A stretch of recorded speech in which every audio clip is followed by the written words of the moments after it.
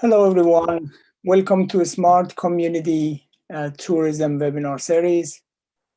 This is volume 20, Domestic Tourism in Asia, Restart and Long-Term Strategies. And we are with you with 90 minutes of an exciting event today with very distinguished speakers. Our moderator is Mr. Yu Jing. He is a former regional director of the World Tourism Organization and an independent tourism specialist and Asian based in Madrid. At present, he is vice chairman of the Global Tourism Economy Research Center, Macau, a member of the Mekong Tourism Advisory Group, and sits in the expert committee of the International Mountain Tourism Alliance. Mr. Yu Jing is with us today and will moderate the webinar. We have also our lead curator of Smart Community Tourism Webinar Series, Professor Jafar Jafari. He's based in the United States, in Wisconsin. Professor Jafari also is with us in very early morning in his local time. That should be 3 a.m. And I'm going to ask Professor Jafari first to give an introduction to today's volume. And then Professor Yu Jing, we can call him David, he's going to take over the floor and lead us through the end of the event. Professor Jafari, the floor is yours.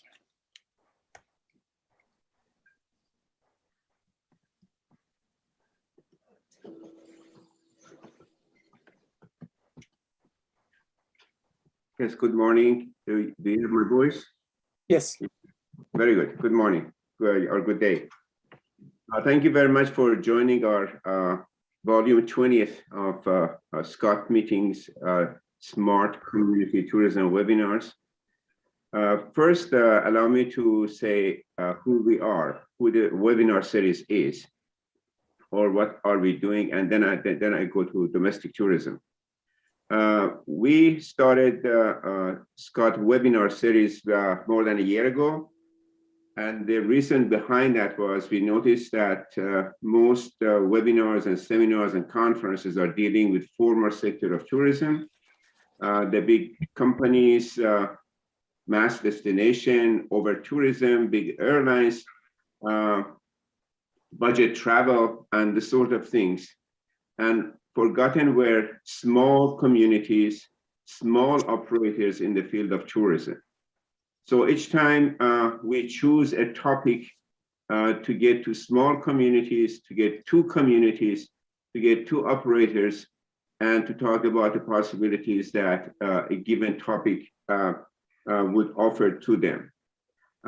This time we have domestic tourism, thanks to Mr. Yu Jing for good selection of the topic, because domestic tourism is indeed the one that gets closer to formal, informal economy, small operators.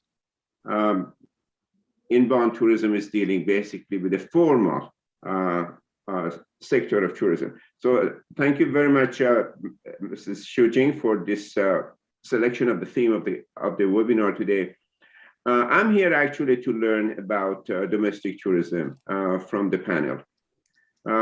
It is a very important topic, yet in research and in reality, it is ignored, it's neglected. I'm a bit surprised that over 90% of tourism of the world is domestic tourism, yet we always talk about less than 10% of tourism, which is international tourism. If you go to the UNWTO figures, is mainly international tourism. So how come we don't deal with domestic tourism, the bulk of tourism, the essence of tourism, the reality of tourism? This has always bothered me. And actually, I raised this question many years ago in the last century. I wrote an article on it. with this basic question of how come domestic tourism is ignored, and still it is not being recognized. When we talk to the countries and governments that are emphasizing tourism in the name of inbound tourism, in the sense of international tourism, they're always thinking about the foreign exchange that tourism brings to them, and gaining membership in the global community, etc. But the problem is they don't recognize that if they don't have a strong domestic tourism, then their own outbound is going to be pretty large. And the money that comes in through the inbound, more than that is spent by their own citizens going to other countries. At the end, they don't seem to be winners of economic earnings from tourism, but they are losers. So the important thing is that we should recognize domestic tourism and do something about it, because it has a lot to offer. It is easier to manage. It gets into the communities. Operators could speak in the local language. Operators know the local culture. So the commonality is right there. The domestic tourists prefer local product, local food, local everything. So if we are really talking about economics of tourism, domestic tourism pays off much better than anything else. It has sociocultural values for countries which are pretty large. They are made up of many minorities, many ethnic groups, many languages, many religions, and traveling in one's own country, people get the feeling that this is a multi-ethnic, multi-religious, multi-economy type of destination, and get a sense of awareness and pride of their own country. So my plea is that, especially to the governments and decision makers, that we need to place more emphasis on domestic tourism for the betterment of the citizen of the country and for the betterment of the economy. So we are fortunate to have an excellent panel representing views of many countries. I'm pretty sure we are going to learn about some of the domestic tourism policies at local level, at national level, and the like. And I hope at the end we can weave the ideas together to come up with a better insight about domestic tourism and how to take advantage of it. So with this, I want to keep my introduction very short because I'm here to learn, not to teach. Therefore, I pass on the podium, the virtual podium, to our panel chair, moderator, Mr. Zhu Jing. Thank you, Dr. Jafari, and thank you, Dr. Kazem. A very warm greetings from very far away from you guys, from Spain and from the capital of Spain, Madrid. And a very good morning, a very good afternoon, a very good evening to all the audiences. I see that there are currently about 100 participants as we speak. So we are very happy with such a good audience.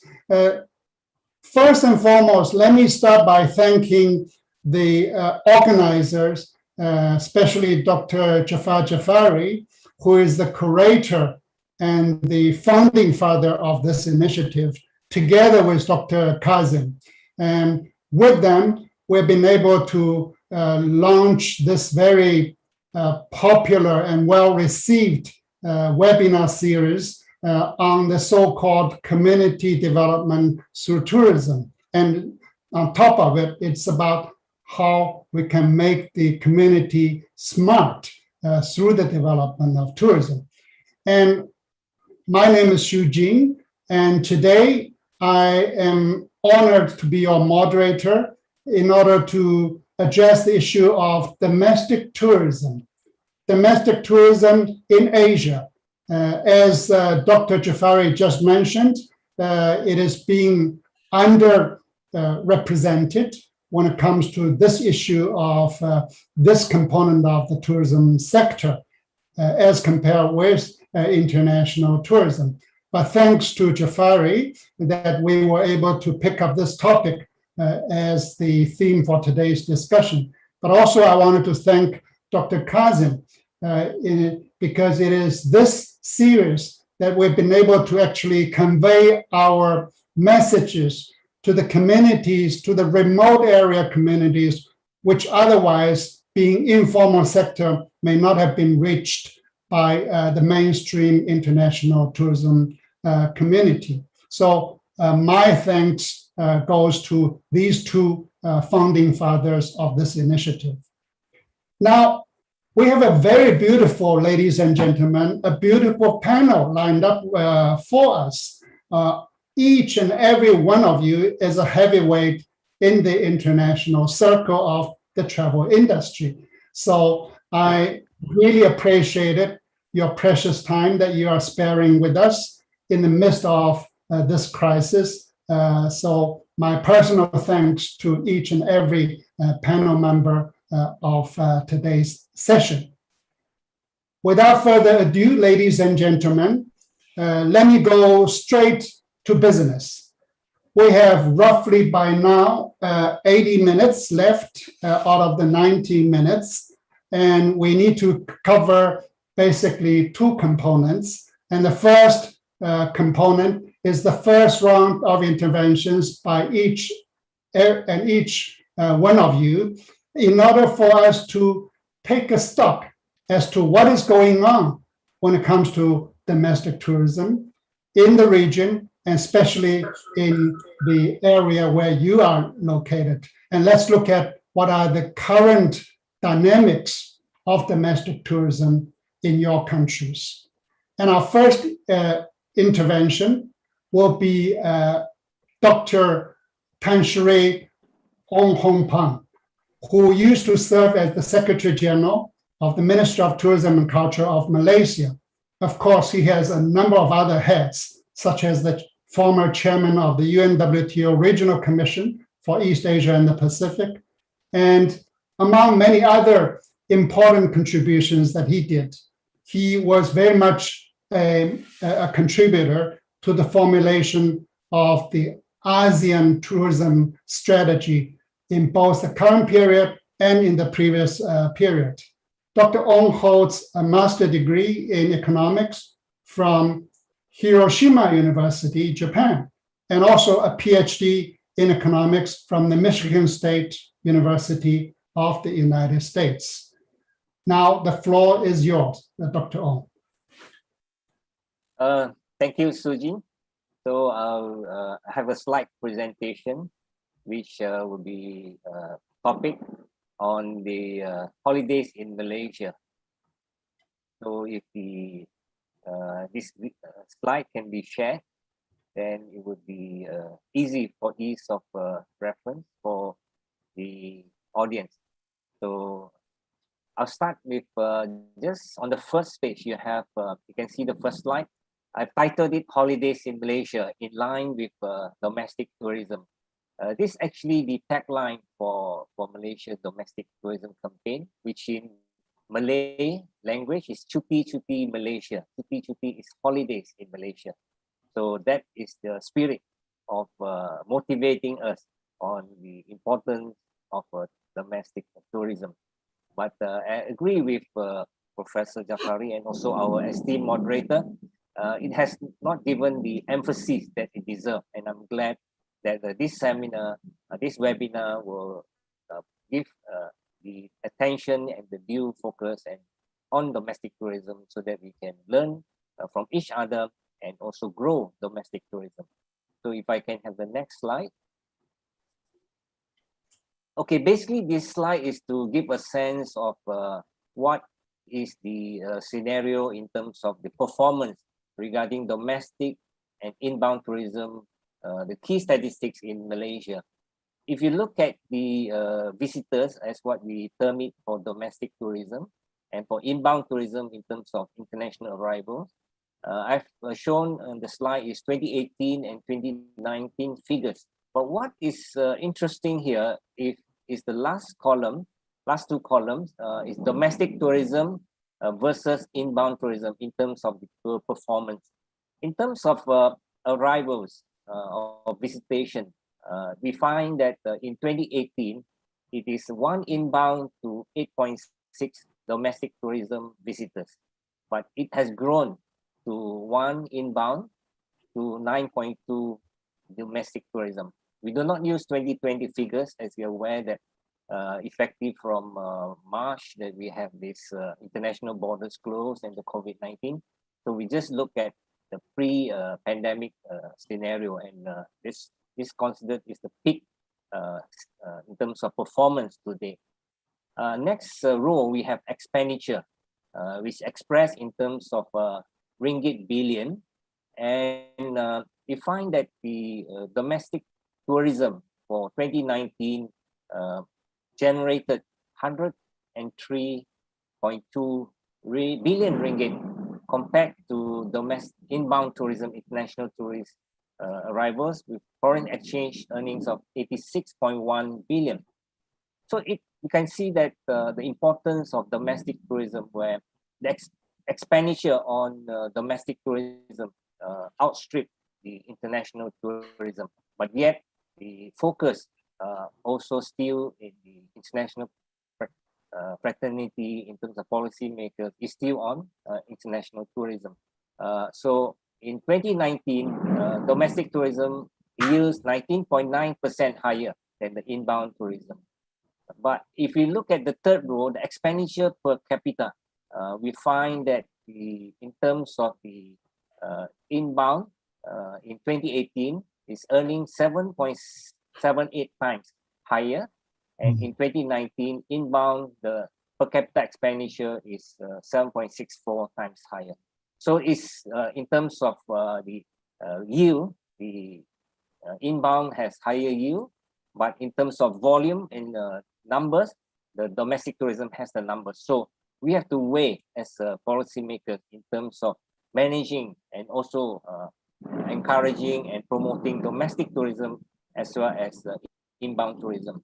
But I like to highlight from this point is that the tipping point, previously the domestic tourism has been lagging behind international tourism in terms of the revenue earned. But since 2017 has been the tipping point where domestic tourism has increased higher, and the value, the expenditure has outstripped the international tourism. Okay, so this is to give a sense of the inbound tourism and domestic tourism figures, just to give a sense of what is the scenario in Malaysia. Next slide. Okay, this is to give a sense of what is Malaysia's tourism recovery initiative. I understand that this is a hot topic where given the current COVID-19 pandemic, which affects the international inbound tourism as international borders are closed, and it's affected the tourism industry as a whole. So what are the government initiatives in Malaysia that have been put in place to assist the tourism industry players, both in the domestic tourism and also in the inbound tourism players?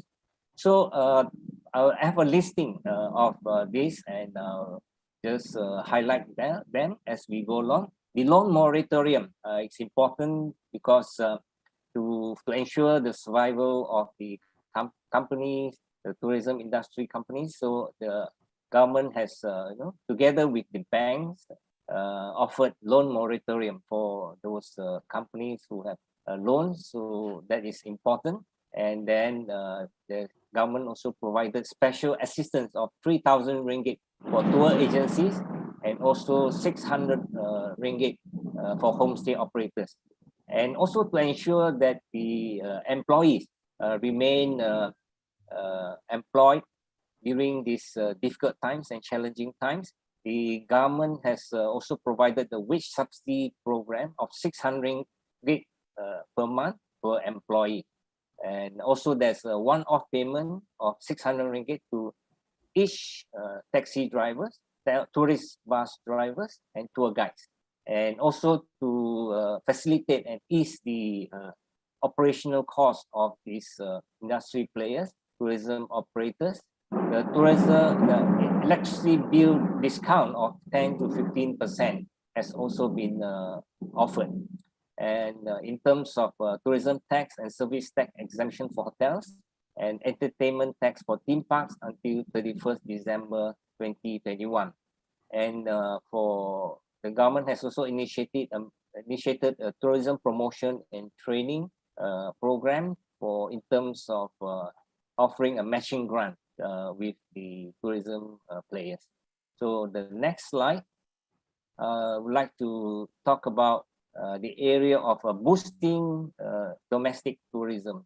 Okay, we now know that domestic tourism is important for the survival of the industry and also to at least to generate some revenue. But this has been hampered because, as you know, in Malaysia, currently we are now at the we call the MCO, Movement Control Order, where there's restrictions to travel. So we have 3 levels of restriction. One, the most stringent level is the lockdown, and then we have the MCO, Movement Control Order, which is where, for example, now we are currently at the MCO 3.0. So this is the 3rd time we are having the Movement Control Order after some relaxation. So we have the Conditional Movement Control Order, and then also RMCO, which is the Recovery Movement Control Order. So this different control orders applies to the important to the travel industry will be like, for example, RMCO, interstate travel is allowed. So that's where we find that there's a surge in domestic tourism. But when we have CMCO, it's only interstate travel is allowed, so you can only move within district. And as I speak, just 2 days ago, on the 6th of May, we have the MCO, which has been reintroduced because of the rising number of COVID cases, where there's only traveling within your own district. So such efforts hampers domestic tourism. But given that scenario, the government and the industry players are trying their level best to actually boost domestic tourism. So some of the initiatives that the government and also the industry players have come up with, in terms of the fiscal incentive, will be there is a 1,000 ringgit income tax deduction for domestic travel, and then there is 100 ringgit digital vouchers for use for airlines and hotels, and then the government agencies are encouraged to use hotels for events to boost the demand for hotels, and increase revenue. And the green zone travel, which I talk about, where inter-district travel is allowed, or where the zones we have lower are called green zone with lower infection of the cases, then they're allowed to travel. But with the MCO, which was on 6th of May recently, this has also been withdrawn, and the green zone travel bubble is not permitted now. So special domestic tourism packages by the tourism industry players, and then the holidays in Malaysia campaign, which is the Cuti Malaysia campaign, and the Holiday campaign, which is by MITA, Malaysia tourism industry players, came out with the Family Holiday campaign. And even Malaysia airports have done their part, boosting domestic tourism with KLIA Crazy Sale, which because KLIA have a lot of their tenants who do have shopping and a lot of offerings there, so they have the Crazy Sale, Cuti Malaysia travel fair, and airport staycation packages. So you can see that these are some of the boosting domestic tourism initiatives. And you find that even there is a caption, if I just put there, RMCO, inter-district travel by zones, has boosted domestic tourism in Sabah, says State Assistant Minister. So this lends credence, the domestic tourism has the demand, but it depends on the situation and the scenario, whether travel inter-district, interstate is allowed. So that is a key point. Okay, next, I would like to share some of to get an idea of what the next slide will show what are the preferences of the domestic tourists in Malaysia.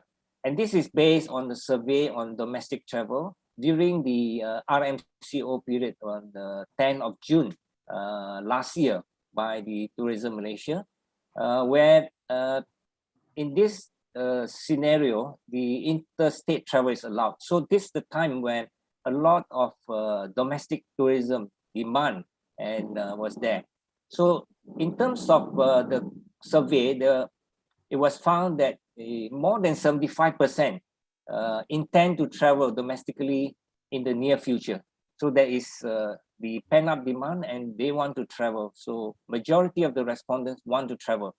So that is the message from this survey, the finding. And the second survey, second question which I highlighted is, what type of accommodation during the mentioned holidays? So, I mean, besides visiting family and friends, there are also that stay in hotels and all that. So you can see the highest frequency is on the beach hotels and also the other city hotels and all that. So that will give a sense that beaches are the favorites, to resorts, ecotourism are the favorite. And another question that was posed on the top 10 preferred activities during holiday, that means domestic travel among Malaysians, is 70%. This question offers multiple choices. Sightseeing, which is which means that just to visit new places, interesting places. So it's a generic term for sightseeing. And 68% talks about islands and beaches, and recreational 60%, and shopping 45%, and visiting theme parks 41%, parks and gardens, visiting museums, snorkeling, cultural events, river cruises. So these two are the top 10 in terms of the preferences of domestic tourists in Malaysia. So what I've given is just an introduction of the scenario of domestic tourism, the initiatives, and how we boost domestic tourism, and what the preferences of tourists, domestic tourists in Malaysia. So with that, I would like to conclude my presentation. Thank you very much. Thank you, Dr. Tan Sri Ong. Very, very informative presentation and also thought-provoking. I wanted to say hello again to our audience. I see that we have roughly 120 participants. So do stay tuned with us because we have even more interesting presentations, interventions, and debates that are coming up. From Dr. Ong's presentation, you can tell that there are quite a number of interesting points that we wanted to highlight. Of course, due to constraint of time, I will not repeat many of them, but I certainly wanted to say, number one, that I see that your domestic component vis-a-vis the inbound tourism is certainly increasing. As I remember that in the last UNWTO report on domestic tourism, Malaysia's ratio between domestic and international were roughly 1 to 5. But now I see it's certainly improved to a greater extent from 1 to 5 now to 1 to 8.6, and now even to as high as 9.2. So congratulations on this, because this is very important within the context of ASEAN, where traditionally you are reliant on inbound tourism. So this is a good news for tourism, but also a good sign of economic prosperity. Now, Kuti Malaysia, I love that. You guys in Malaysia, everyone remembers, Malaysia, truly Asia. So you invent all these very innovative messages of Kuti Kuti Malaysia. The rhythm is beautiful. Although I only learned yesterday that means holidays in Malaysia. Certainly within this unstable situation of the pandemic, on and off, travel bubble on, travel bubble off, and it wanted to start one step forwards, two steps backwards. I think this is very encouraging news that you encourage people to do the family holidays, or again, you invented holidays within the territory of yourself. So thank you once again. And let's move on to the second, another heavyweight, His Excellency, Mr. Madam Besbarua, who served as the former Secretary, Ministry of Tourism, Government of India. But he also, like Dr. Ong, has numerous hats on his head, and I just highlight a few of them. He served also as the banking ombudsman for the Reserve Bank of India. He served as the member at the rank of state minister in the Northeastern Council, and he has been the UNWTO honorary permanent representative, and he also served during his active duty period as a member of the UNWTO strategic group. And more than anything else, we all remembered Mr. Besbarua as the former chairman of PATA, the Pacific Asia Travel Association, where he really made a big difference for this association. And probably you will excuse me, Mr. Besbarua, because you authored many tourism professional books that I will not be able to name one by one. And when it comes to your academic background, you had the first-class master degree in economics from the Delhi School of Economics and the Master of Public Administration degree from Harvard University of the United States. Sir, the floor is yours. Thank you, Chu Singh. That's a very elaborate introduction. Mr. Jafari and Mr. Ong have laid the canvas very wide. I would not like to go into the specifics of domestic tourism as such, but as you know, India is now on a very critical second wave of the pandemic. And at this time, we are expecting even a third one. And at this time, the question is, can I have the slide first one?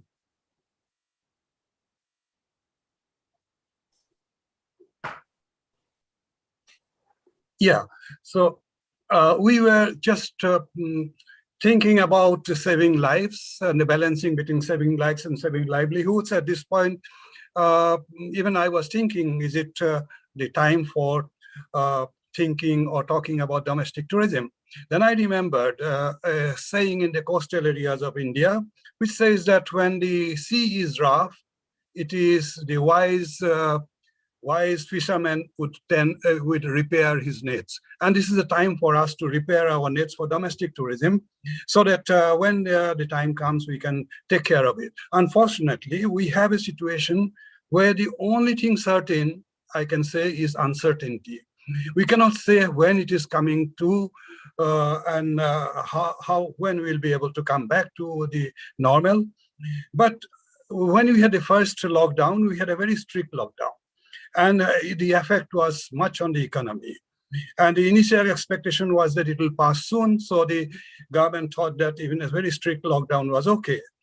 But because of the big backlash on the economy, government had to come quite quickly with a very huge relief package. The relief package was meant for creating demand in the economy so that the economy can grow. It was a macroeconomic measures mostly. No specific measures were thought about for the tourism sector as such, for that matter, for any other sector as such. The implication was that whatever is spent generally in the macro areas will benefit all the sectors as such. But as it dragged on, other relief measures came in. Some of them have been mentioned by Mr. Ong. They're similar to that, because as tourism is mostly small and medium enterprises, many of them had gone under. Many of them were struggling for revival. So mostly it was a question of liquidity.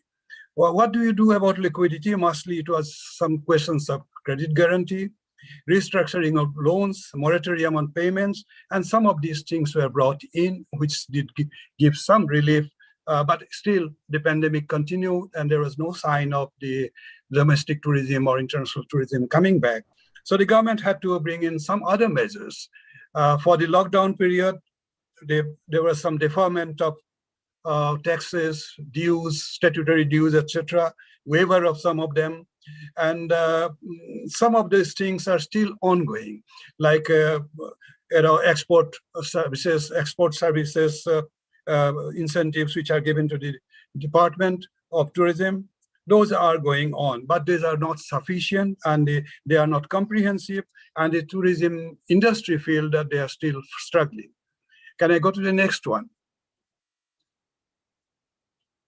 Yeah, as you can see, domestic tourism is slightly different in India from any other country, perhaps. The ratio here is 1:180, which has been growing quite a lot. When I was Secretary of Tourism, it was around 1:70. Now it is 1:180. If you think of the total inbound tourism as and the rest of the domestic visits, but it is everywhere here. We think of domestic tourism as the backbone for the revival, which we are thinking about. There's an internship campaign which is called Dekho Apna Desh in Hindi, which is literally says that see your own country. It is extensive campaign is going on all the time, even when things were so bad and people were unable to travel. And even at the time, this is going on and trying to tell people that do travel. And as you know, our outbound tourism has been slow, but it is going up to 10. But growth has been, domestic tourism growth has been phenomenal. Already, we are feeling in India that inbound tourism, in any case, will be slow to revive. It will be slower in coming, and the date we cannot say, no one can say in the world. Experts in even WTO also had put the date going back to 2019 to be somewhere around 2022 or 2023. And in that context, we think that domestic tourism will be the biggest push that will be needed for revival of tourism.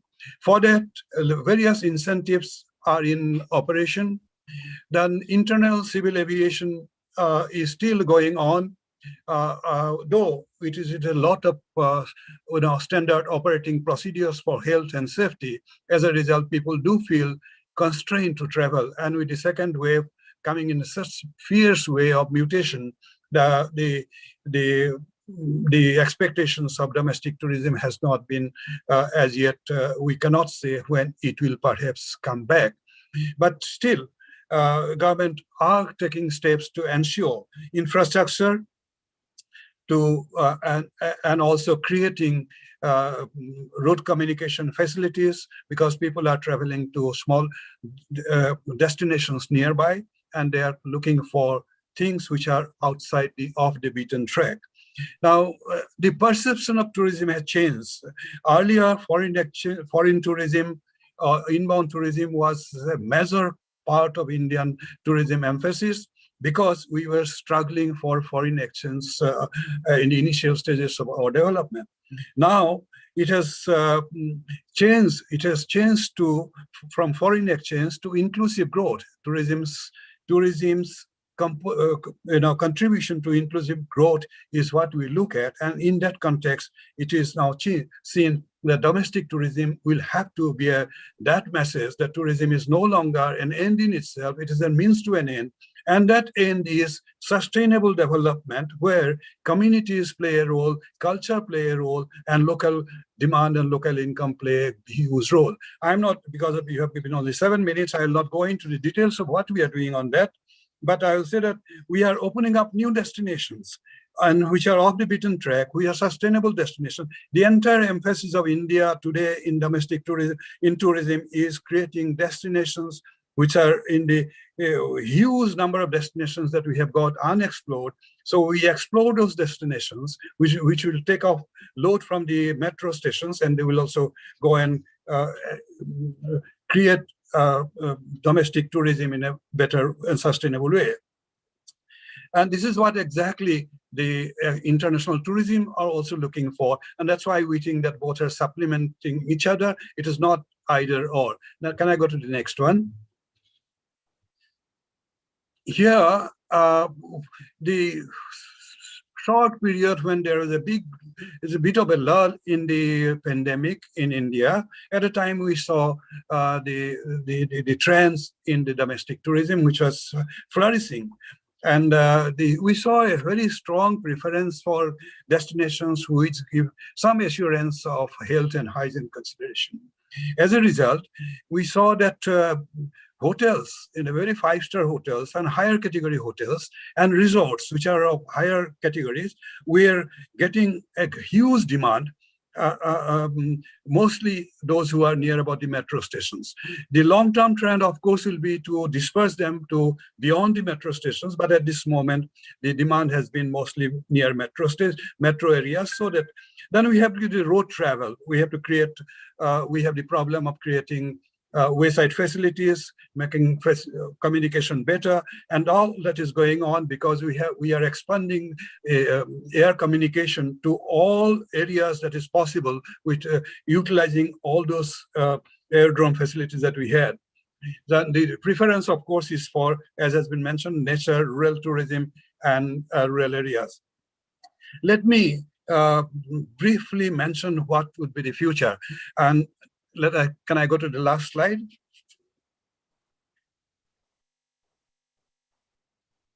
So firstly, we feel that the future would be of liquidity support. We will need very huge liquidity support for small, medium enterprises.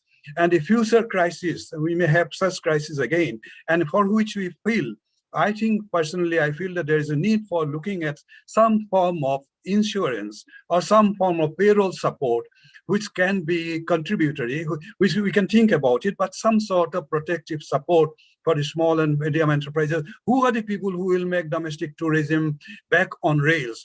And I am a little apprehensive because we don't have those people to put them on the rails. So this is one thing for future you can think about. We can think of properly planned destinations that I have mentioned, which will be sustainable, and then the concept of responsibility. Responsibility for sustainability for tourists, for the government, for the service providers, and the host communities.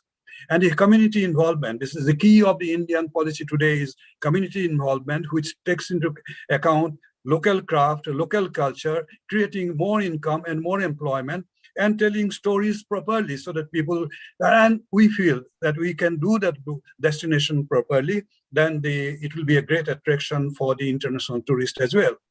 I think there is a need now for even WTO to have a re-look at the code of ethics, which we had prepared. I was associated with that in the 90s. I think the code of ethics has to be now redesigned to meet the new demands for responsibility and practical set of norms which should be drawn up and which should be taken to the policy makers in a strong way, in a cooperative partnership. We have to concentrate on infrastructure and communication, accommodation in rural areas. India has come out with a lot of plans for accommodation in rural areas. I will not go into that, but our new incentives for social infrastructure is providing incentives for making accommodation in rural areas. Then we go for government spending money on infrastructure to create demand for the economy as a whole. So we are suggesting that infrastructure creation should be linked to the tourism infrastructure creation. When we create employment for the rural people, we also involve them in the schemes which are creating income for them. We are spending a lot of money just for creating income, just like Lord Keynes had said, digging tunnels or ponds, etc. But we are saying that why not link them to the tourism assets creation? We will have to do a lot for use of ICT, artificial intelligence, and creating HRD in tune with whatever the demand is. Our future focus is on ICT and artificial AI to take the load off the concern for safety, security, etc. we devise sector-specific norms necessary now. I think we can think of a regional approach as well, because Bangladesh is the highest inbound tourism for India. Nepal, Bhutan also contribute quite a lot. So India has an advantage that the domestic tourism can go beyond the domestic, even to the local areas of this thing. And I think I'll leave the other points that I have to when we come for further discussions. Thank you. Thank you, Your Excellency, Mr. Besbarua. Really a very informative and thought-provoking presentation. Before I go, my hearty sympathy and our thoughts to the people and the government of India in your midst of suffering from this pandemic. I think you have many good points, and I wanted to highlight just a few. I very much like the idea of looking at the overall recovery of tourism, not strictly from the tourism sector, but you have this whole good package of relief measures, but to treat COVID not as a sectorial issue. And we look at it from both tourism, but also from the hygiene perspective, so that we have a much broader view when it comes to recovery. What I'm very much impressed, Mr. Besbarua, is your highlighting domestic tourism as the backbone of the revival package. Indeed, if we look at India, India is actually the founding father, so to speak, of domestic tourism, dating back to the religious affairs, to the festival, you name it. And now I see that you have come up with many new programs, even on the base of this ratio 1 to 180. Now you have this see your own country. And then if I'm not mistaken, in the state of Kerala, you have this My First Trip. You have this Drivecation program. All of these is part and parcel of the backbone element of the recovery process. So we are actually heading towards this idea of how we can use domestic tourism, not just for a quick fix. It's the overall backbone of the recovery process. And lastly, I like all your policy directions that you pinpointed, all of them, and especially the area of liquidity support. I like it very much. Of course, we cannot elaborate in here, but more than anything else, India, one of the first countries adopting the GSTC, you are emphasizing post-pandemic, the social factor, the sustainability issue, the community element of it. But not only that, you being the former secretary, you already alerting people to look at the infrastructure in those non-metro areas. And this is where, if you wanted to have domestic tourism, you need to have the infrastructures in place. Last but not least, I like your idea of actually how tourism as a whole, we can argue our stronger case in the midst of our crisis. When people don't have crisis, they don't think of tourism, but they think us with a stronger case when it comes to, sadly speaking, when it comes to crisis. With that, thank you again. Thank you. Thank you. Once again, let me move on to our next speaker, Mr. Li Hong. Mr. Li Hong, who is a good friend of mine and who is the former Director General of Hangzhou Municipal Tourism Commission, which is very near Shanghai, within the province of Zhejiang of China. He, among many other, achievements, both professional and political, I wanted to highlight a few. For instance, Mr. Li contributed as the leader in the winning of his city, the city of Hangzhou, as the best tourism city of China in the year 2006, which was actually, this award was jointly given by UNWTO and the former Chinese National Tourism Administration. At present, Mr. Lee serves as a specialist on the specialist board of China Tourism Group. He also served as an expert member of the think tank of culture and tourism of Zhejiang province of China and senior advisor to the government of Hangzhou municipality. He also regularly lectures as a guest professor in various universities and colleges for the tourism professionals. Mr. Lee, the floor is yours. Thank you very much, Mr. Xu Jing. And I'm so greatly honored to be invited to deliver a short speech or introduction to the current situation and some of my concerns over the current tourism in our city. The background is of course the whole China's tourism. So maybe I will start to go with some figures nationwide or citywide to see what is the current situation. So overall, I would say the domestic tourism in China, as well as in all provinces and cities, is now back. So this is the overall conclusion. Example, you see the figure in 2019, the domestic China tourists hit to the number of 6 billion person time. Tourism revenue hit to 6.6 trillion RMB. If you want to convert that into US dollars, you may just divide it by 6.4. You get the US dollars.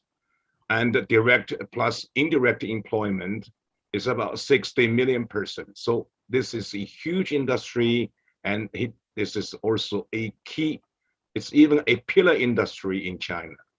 So if we look at the figure in domestic tourism of the city has, Mr. Xu Jing has just mentioned, I would thank him again, because if I all of a sudden mention the name of city, the city of Hangzhou, nobody would probably know that. But and you have introduced. So one remark I would like to give it to you, that this is the city who hosted G20 in year 2016. So this is a quite unique memory of my city. Now, if we look at the inbound tourists versus the domestic, you will see in China, just like the gentleman from India, Mr. Barbaroa. So I don't know if my pronunciation. Yeah, it's okay. You can. Sorry, it's okay. Sorry, it's difficult for me to pronounce it. Yeah. Yes. Okay. Now, just like he mentioned, the backbone of tourism industry in India, like in China, is the backbone, and it's not because of the pandemic. It has been the backbone over time, particularly since China adopted what is called the reform and opening policies in starting some 40 years ago. So the growing number of tourism and the growth of the industry is basically based upon the domestic tourism. If we look at the figure, according to the official figures, the China inbound tourists in year 2019 is about 145 million person time. That figure sounds like something not very big, not very small, but it's actually only 2.4 of that of the domestic tourists. And the revenue is about 131 billion US dollars. That is only 6% of that of the domestic. If we look at this figure further, in terms of the statistics standard or procedures, because there is a very special situation here. As the government actually include those tourists coming from our territory, like Hong Kong, like Macau, like Taiwan, into inbound.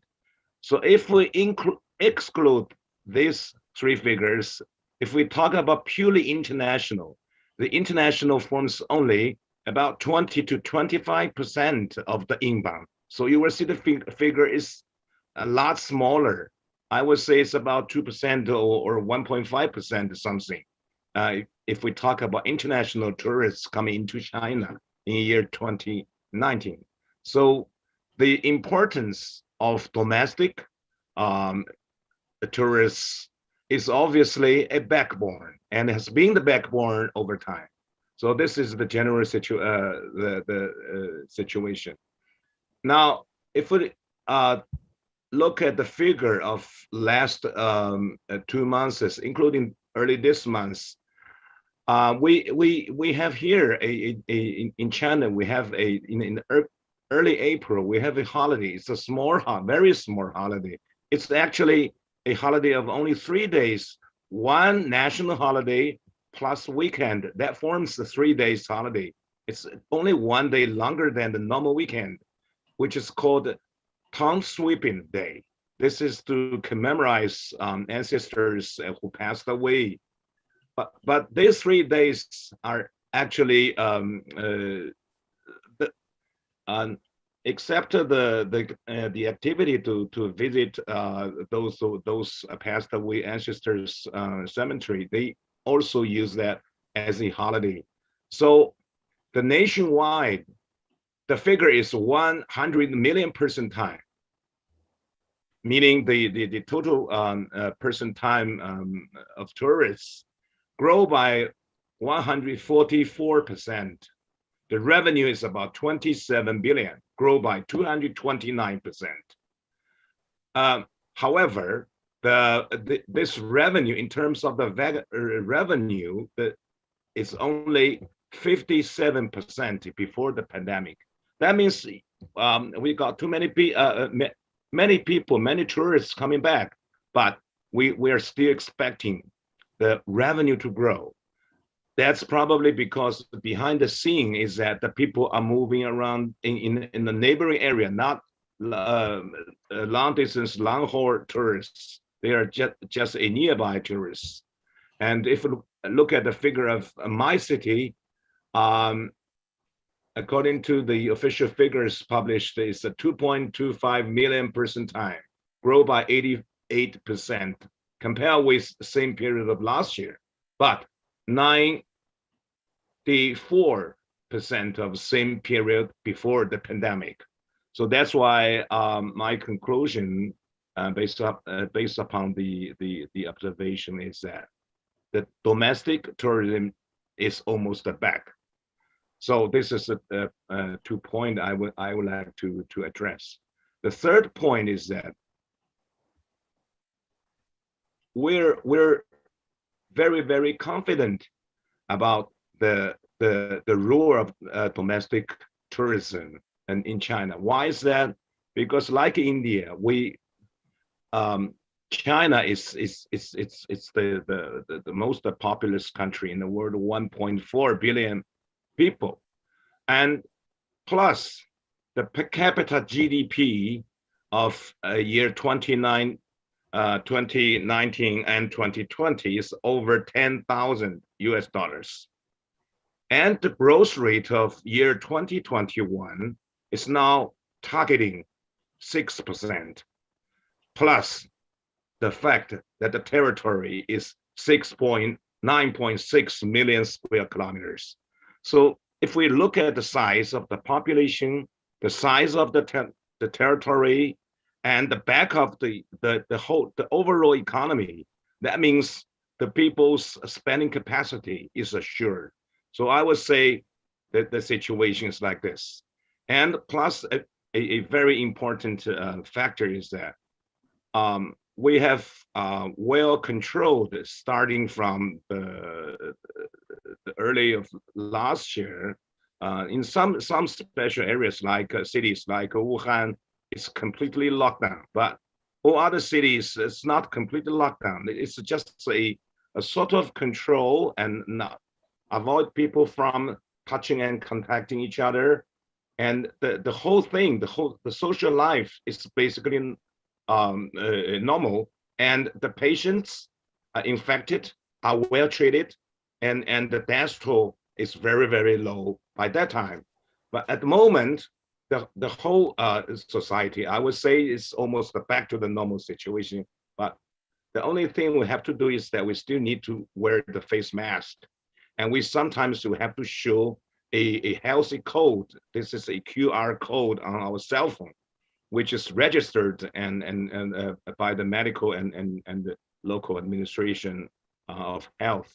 And they record our visitation of hospital. And if something goes wrong and your code will not be green, will be yellow or red even, then you will be watched and you will be brought into the hospital for treatment.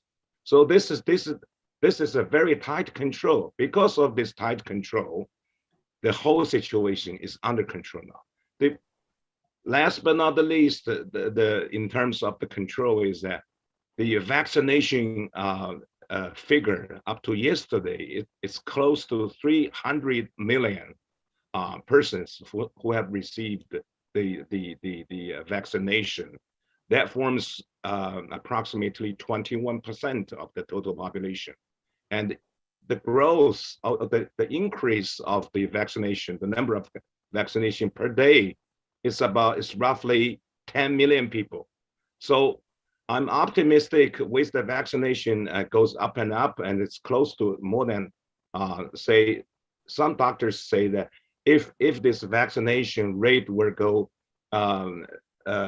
over 60%, then the whole situation will be turned around, meaning it's a lot safer. So this is basically my observation over the whole thing. And with respect to the local government, I would say the radical situation happened or started early last year, particularly starting from February. This is something around the Spring Festival season, which is the most important national holiday, 7 days holiday.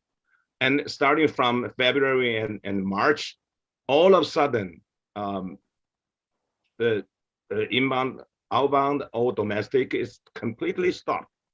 And all the hotels and the scenic spots or travel agencies, they were in big trouble. So the city government set up very quickly a policy support or assistance packages that include set up a rescue fund to tackle with the difficult situations of companies and firms, and encourage hotels to offer a room rate discount to even 50%.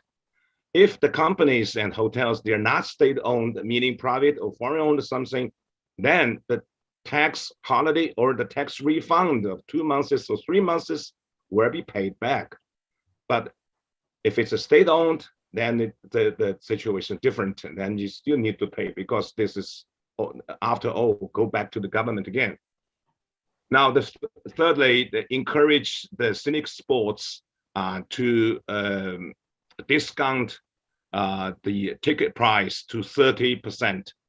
The 30% meaning particularly for those non-state-owned scenic spots and parks, and the government subsidiary will also be one option. And now then, we encourage also the travel agencies to receive tourists. The local government, particularly the Tourism Bureau, will subsidize in terms of the number of people or the nights they stay in the city in the different level. And then number 5 is that we encourage the non-contact service of tourism scenario. For example, the hotels and the small chain hotels and big hotels, we encourage them to use the facial identification checking. That needs only 30 seconds. You don't have to show your ID. You don't have to show any paper document, and you just swipe your face and you get your key and go into your room, under the condition that you reserved a room online already. And for the scenic spots or parks, and it's also the similar equipment is highly encouraged. With only 20 seconds check, and you can get into the park without contact any people, no person to person physical contact at all. And in this case, all those hotels and scenic spots will get subsidized by the government. For example, the hotel, if you need to equip this kind of facility, digital facilities, you will be subsidized by 6,000 RMB yuan. So in this case, those hotels, they're active to use this equipment to help avoiding the spreading of the virus. And number 6 is that the people, the local government is also encourage the travel agencies to receive the local communities to go around the neighboring areas, because the cross province in China, cross province is like cross countries in Europe. So the cross province in the first stage of the pandemic is not allowed. So in this case, the travel agencies, the only business they can do is doing something and to organize tourists and to the neighboring counties or cities, and then you get subsidized. And the number 7 is that we have actually released what is called the quality guarantee deposit. That money was withheld by the Tourism Bureau, but in this very extreme situation, this money has been released back to the company. This is travel services. This is, of course, just a temporary arrangement.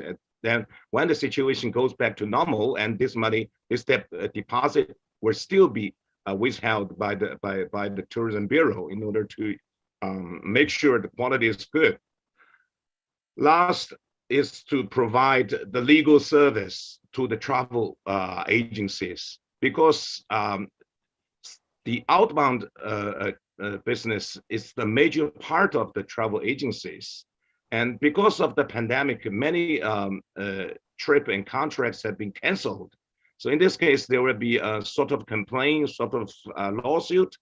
So the local government has provided free of charge the legal assistance to the firms to try to help them to tackle with any disputes, argument, or even lawsuits. So by doing all this, the travel companies and travel agencies, they feel that the government has provided what they needed. So this is probably the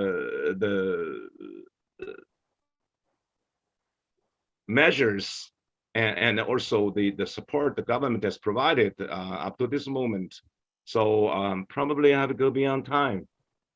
Sorry, Mr. Xu Jing, and it's about 10 or something. I am very sorry because we are running certainly out of time, and yeah. Dr. Kazem will kill me if I don't start intervening. Okay, yeah. So this is roughly all I can say in front of the screen. Very sorry again, because all those figures is difficult to remember. I need to prepare a slide in advance, but sorry. Okay, thank you very much. Thank you for you guys. And it should be me who should thank you profoundly for your very interesting intervention. Well, again, I wanted to say that from your presentation, one can immediately tell that time and again, from the case of China, from the case of Hangzhou, that our industry, our tourism, once again proves one of the most resilient industries. We were badly affected, but now you are telling us that all the figures are coming back, not only coming back from the little data that you cited, and also from our last May Day holiday, actually it's not only a full recovery, it's actually more than 2019 figure. And then from your forecast of GDP of 6% for this year, and what is the consoling factor for all of us in Asia is the guaranteed spending power for the Chinese tourists. This is not only significant for domestic traffic, but also very important indicator for the eventual outbound recovery. So this is good news. And based on my reading that the last week's May holiday, mainland Chinese traveling to Macau, it is more than the percentage of 2019. So this is, again, a good indicator of the part for the outbound tourism, in addition to the strong domestic tourism recovery. Like the case of India, I think together with China, we have seen, and you already cited good example of the percentage of the domestic tourism that gives the country the income, gives the countries the figures, vis-a-vis the international, the inbound part. It is much more percentage compared with the international inbound. This is also the case of Japan, and this is also the case of Korea. So indeed, it is high time for us to really look at and rethink about how governments and the industry address the issue, not only for the recovery purposes, but also for long-term strategy when it comes to domestic tourism. Like Dr. Jafari already mentioned, that even international organizations are not paying enough attention to this phenomenon of domestic traffic. Thank you once again, Mr. Lee, for your very good presentation.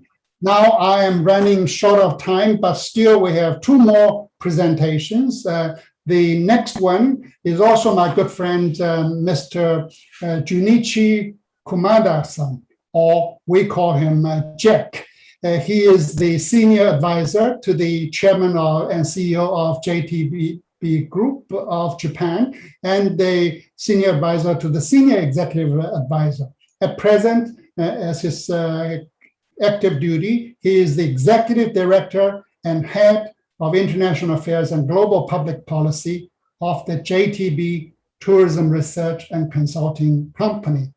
And I had the pleasure of working actually with Kumada-san when he was the senior officer in UNWTO a few years back. Do I lose something? And of course, let me also introduce Mr. Kumada-san. He graduated from the Meiji University of Japan. And I presume, where is our Kumada-san? I lost him on the screen. Okay, great. Well, Kumada-san, you are the youngest and the rising star of the tourism professionals, and especially in this panel. So the floor is yours. Thank you very much, Mr. Sujin. Can you hear me? Yes, we can. Great. And can you look at my screen, the slide too? Yes, perfect. Great. Yes, Thank you very much. I just would like to briefly present the current situation of the domestic tourism in Japan in terms of the private sector point of view. Thank you very much for the beautiful introduction. I'm not looking beautifully, but I'm trying to be beautiful. But anyway, so this is a brief introduction, which the Mr. Sujin already introduced to me, to all of you. So first of all, let me start the figures. The Japan domestic travel expenditure in 2020, the minus JPY 10 trillion which is equivalent to the US dollars 9.5 billions, 54.5% down from the 2019.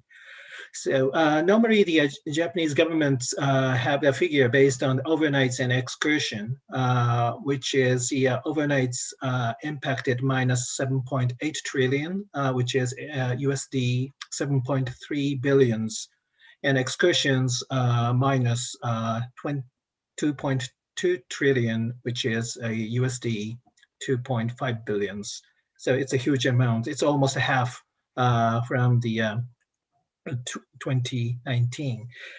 But the as you look at the figure, the total volume in 2019 would be the close to the almost, the 20 trillion, which is close to the 20 billions USD as the whole market in the domestic tourism.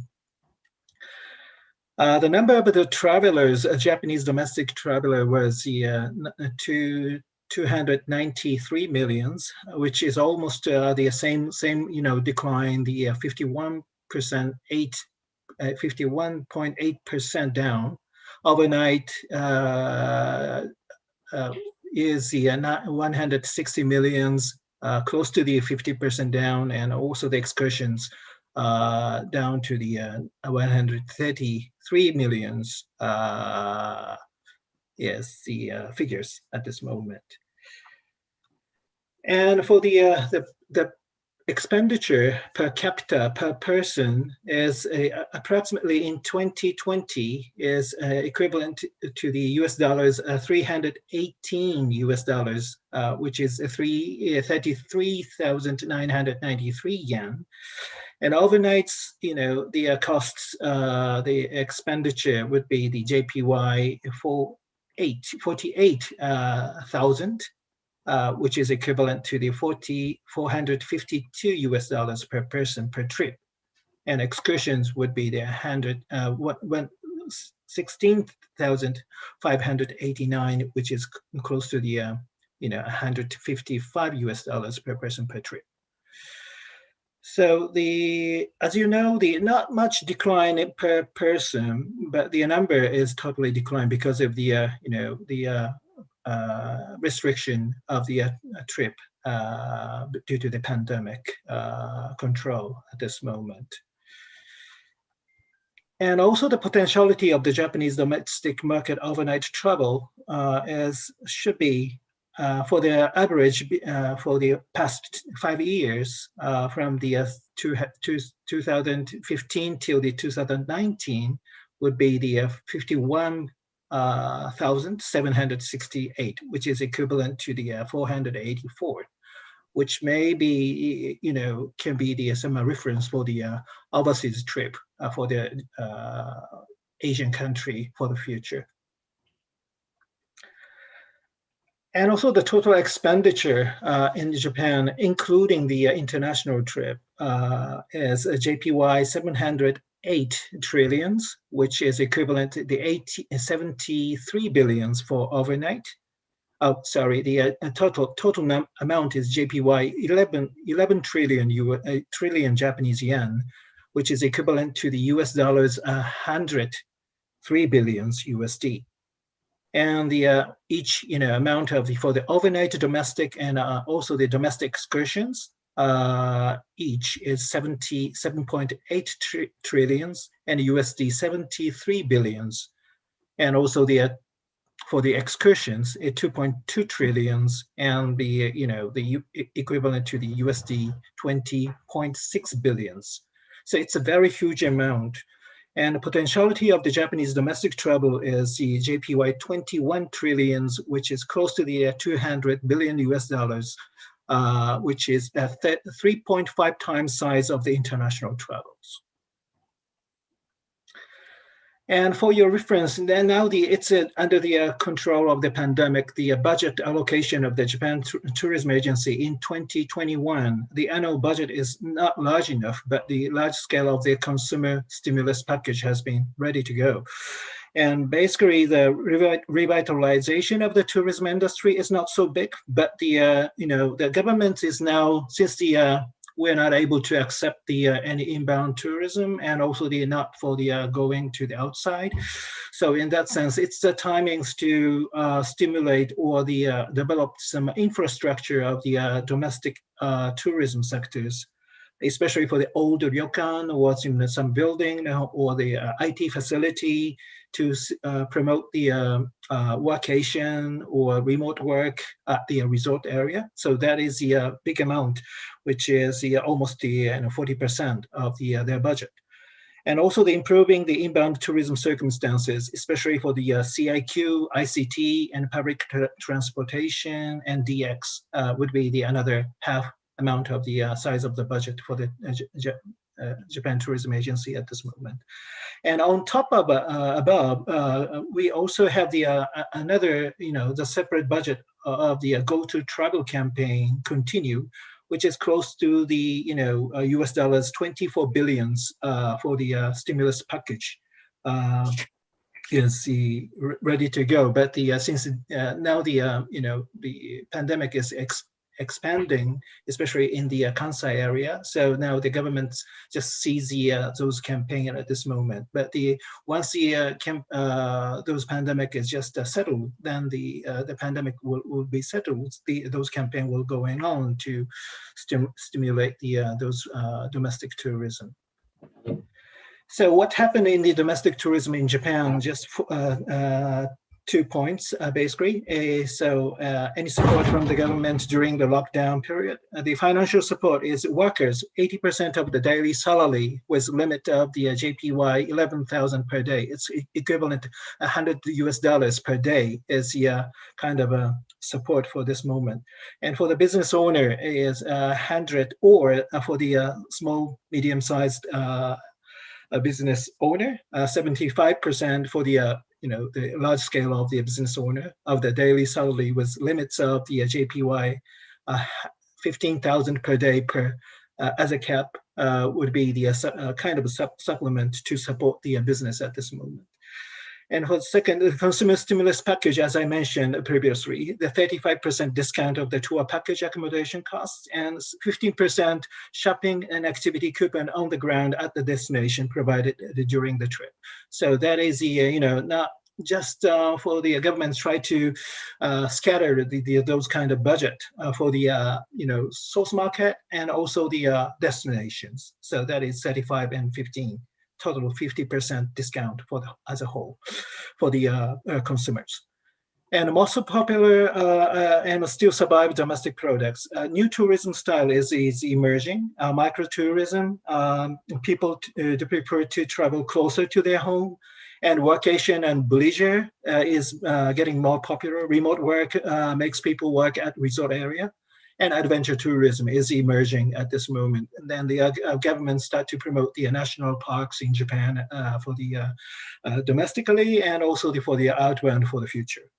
Active market clusters would be the family travel, since the those cluster can be okay among the family, and also the solo travelers, and also the school trip is the opportunity to study as an important as ever to the kids. So that is the my some interventions from Japan. Thank you very much, Mr. Sujin. Well, thank you, Kumada-san. I must apologize to you because I feel like I'm compressing you due to the time constraint. But from the several slides that you have presented to the audience, certainly they are very professional. They are of very detailed manner. So from the slides, which will be published in the internet, I'm sure that many industry players as well as professionals will be interested in looking at them. Again, I cannot repeat what you have already said, but I must pinpoint 2 points. Number one, as everyone knows, that about a year ago, Japan as a government, Japan as the industry is one of the first countries that has come up with a very comprehensive relief package. And this excellent relief package has certainly served the industry in the various fields of the different sub-players of the industry, the so-called Japan go-to. I like this idea, like I like the Malaysian one, and you have actually divided into different components for discount, for relief, and for support, both from the government and also from trade associations. I like this idea, not only the overall go-to concept, but also you divide it into sub-components of go to travel, go to event, go to eat, and go to the rest of the entire itinerary of travel. So this certainly has worked pretty well.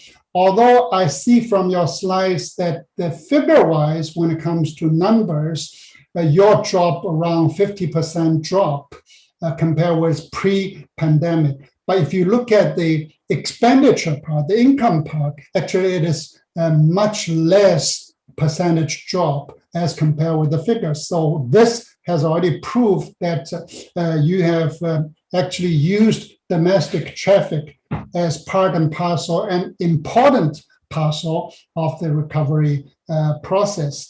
Another point that I wanted to highlight that I like very much that you mentioned is the overall actually measures taken, both by the government as well as by the industry. The measures are not very much strictly divided between inbound, outbound, or domestic. No, I see the integrated concept, the integrated approach of linking in along the line of products rather than along the line inbound or outbound. And this is very much emphasizing, and I see that the improvement points are in the, for instance, in the area of snow resorts, in the area of national parks, in the DMOs, in cultural heritage, and public transportation. All of these are across the sector. You don't need to divide between domestic and inbound or international part. So once again, thank you, Kumada-san, for your excellent presentation. Now, Thank you very much. Last but not least, is our last panelist, Mr. Gary Ballman. He, unlike the previous panelists, who are either the former senior civil servants of the government, Gary is actually more into market intelligence, if I'm not mistaken. He currently is the Asia Travel and Consumer Trends Analyst, and he is also the director of the institution called Check-in Asia, based in Kuala Lumpur, Malaysia. But Gary, though being English, but he has been stationed in Asia for many years and have very rich experiences in travel intelligence and in strategic marketing in the various locations of Hong Kong, Shanghai, Kuala Lumpur, and many other Southeast Asian countries. Currently, he also runs and co-hosts a travel show called the Southeast Asia Travel Show. And this is where he's basically going to cover the regional perspective of Southeast Asia in his intervention. He's also a member of the Mekong Tourism Advisory Group, and he has worked with many leading hotel groups, tourism boards, OTAs, and travel organizations. And he produced white papers on the travel economies of Southeast Asia, Australia, China, India, Japan, Myanmar, Malaysia, Laos, and Macau. So, Gary, what else you didn't produce? The floor is yours.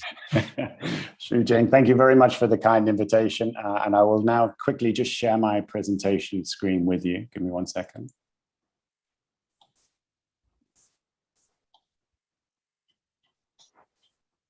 Now, I hope everybody can see that. Can you see okay?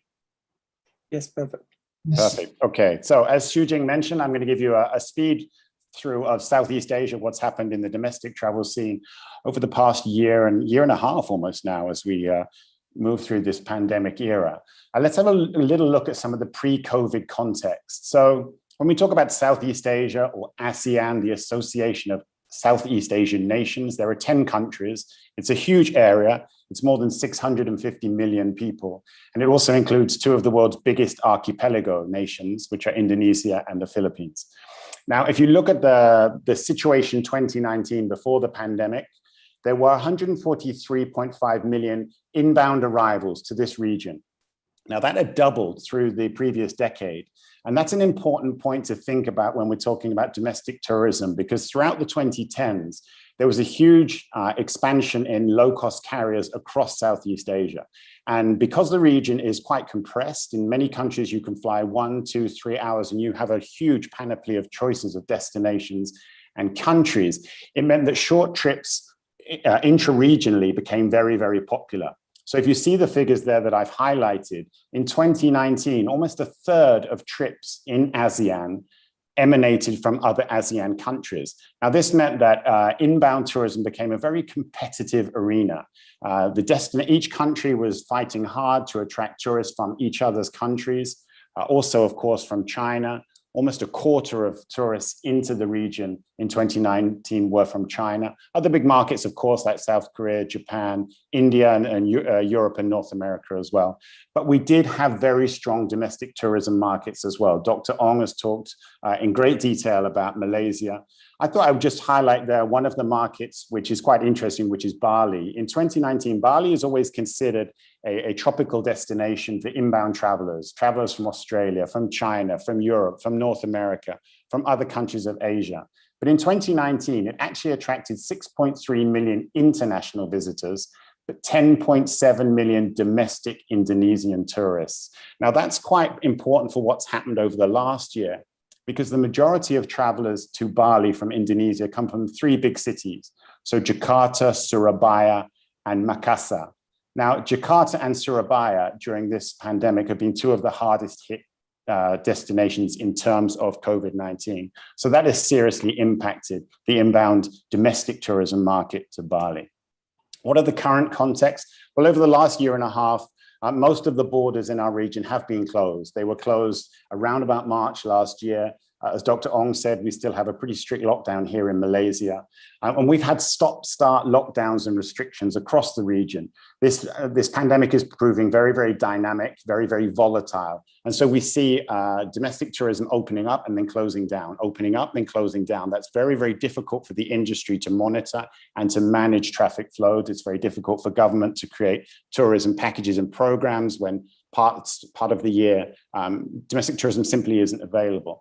We also have variable situations within countries. Some of our countries are huge. The Philippines, for example, has very, very complex situation of lockdowns between the different islands, between different regions. And that has made domestic tourism very, very difficult. Domestic tourism also in this region is very, very focused around public holidays and long weekends. So that means that there are surges, particularly at Christmas here in Malaysia and New Year. We had huge tourism across the country, but then that tapers off. And where international tourism usually fills in the gaps during the week, hotels, tour operators, tour agents, airlines struggle to fill their seats, their hotel rooms during the rest of the year. Currently, obviously, around the region, we have new variants and resurgent waves. In our region, there are a number of variants that are being picked up, which is causing concern at the moment. And we also have a slow vaccine rollout.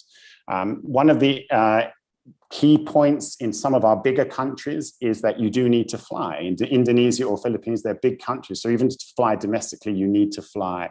But because of the border closures and because of these stop-start lockdowns, scheduled air capacity across the region is operating 62.8% less than it did on the week of 20th of January 2020. So the week really before the pandemic started. That's a huge figure when you consider. So we've been rethinking domestic travel in the region. Most countries in our region have had this sort of call to national duty, this civic requirement. Please go and travel in your own countries to help out our travel industries, to keep the industry ticking over, to keep jobs alive, and to keep the economy moving as well. In many countries, we've seen huge discounting, particularly at resort hotels, travel and tour packages. We've seen a lot of airlines offering special discounts, buy now, pay later opportunities for travel. We've had year-long travel passes for flights as well, trying to encourage people to travel without hitting their pocket during a very, very difficult time. Some of the things that have worked pretty well. Well, Singapore is an interesting case because it's a small city state. It doesn't really have any domestic tourism. There's only one airport there. But it's launched the cruises to nowhere. There are two cruise lines, Genting Cruises and Royal Caribbean, which are offering 2, 3, and 4 night cruises without port stops. They basically leave Singapore and they come back, and they're for Singaporean residents only. It's been hugely successful. Up to the end of March, there were 120,000 passengers on these cruises to nowhere. And they started in December last year, and they were due to finish in April. But actually, the cruise season is being extended almost a year round to the end of October now, because I think Singapore realizes that the international travel for its residents isn't going to happen anytime soon. So there's still a huge demand for travel, and at least a cruise to nowhere gives people the opportunity to feel like they're having a travel experience. Indonesia, it's a huge country. It prioritized 4 destinations for recovery for domestic tourism alone.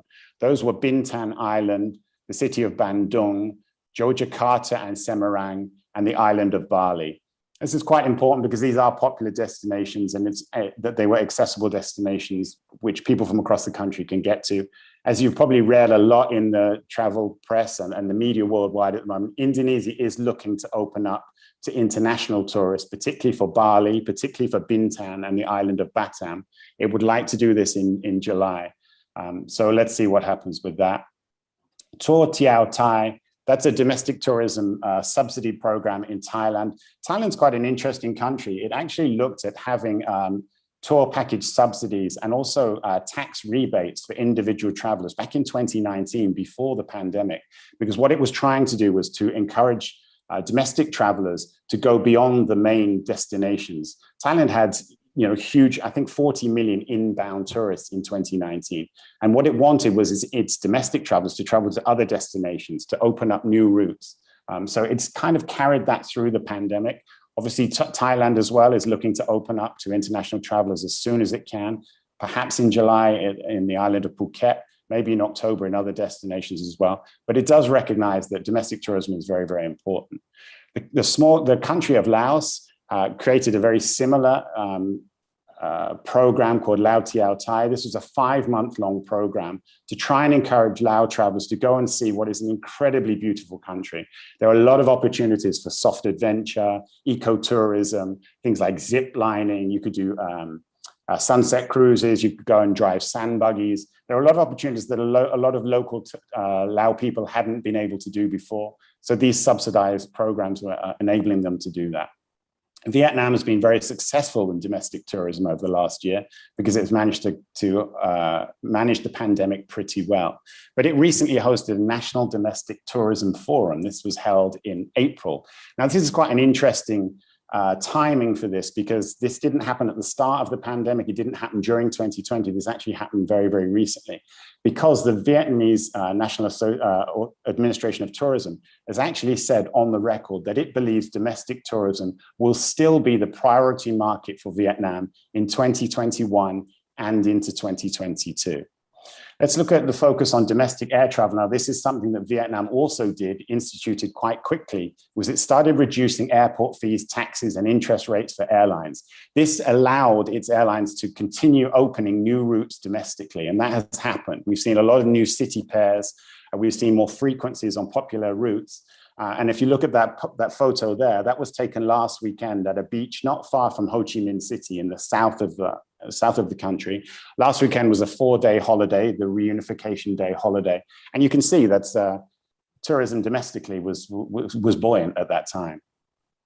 Now, I've put some figures there quickly just to have a look at. Indonesia and Vietnam, they are currently 6th and 8th worldwide in terms of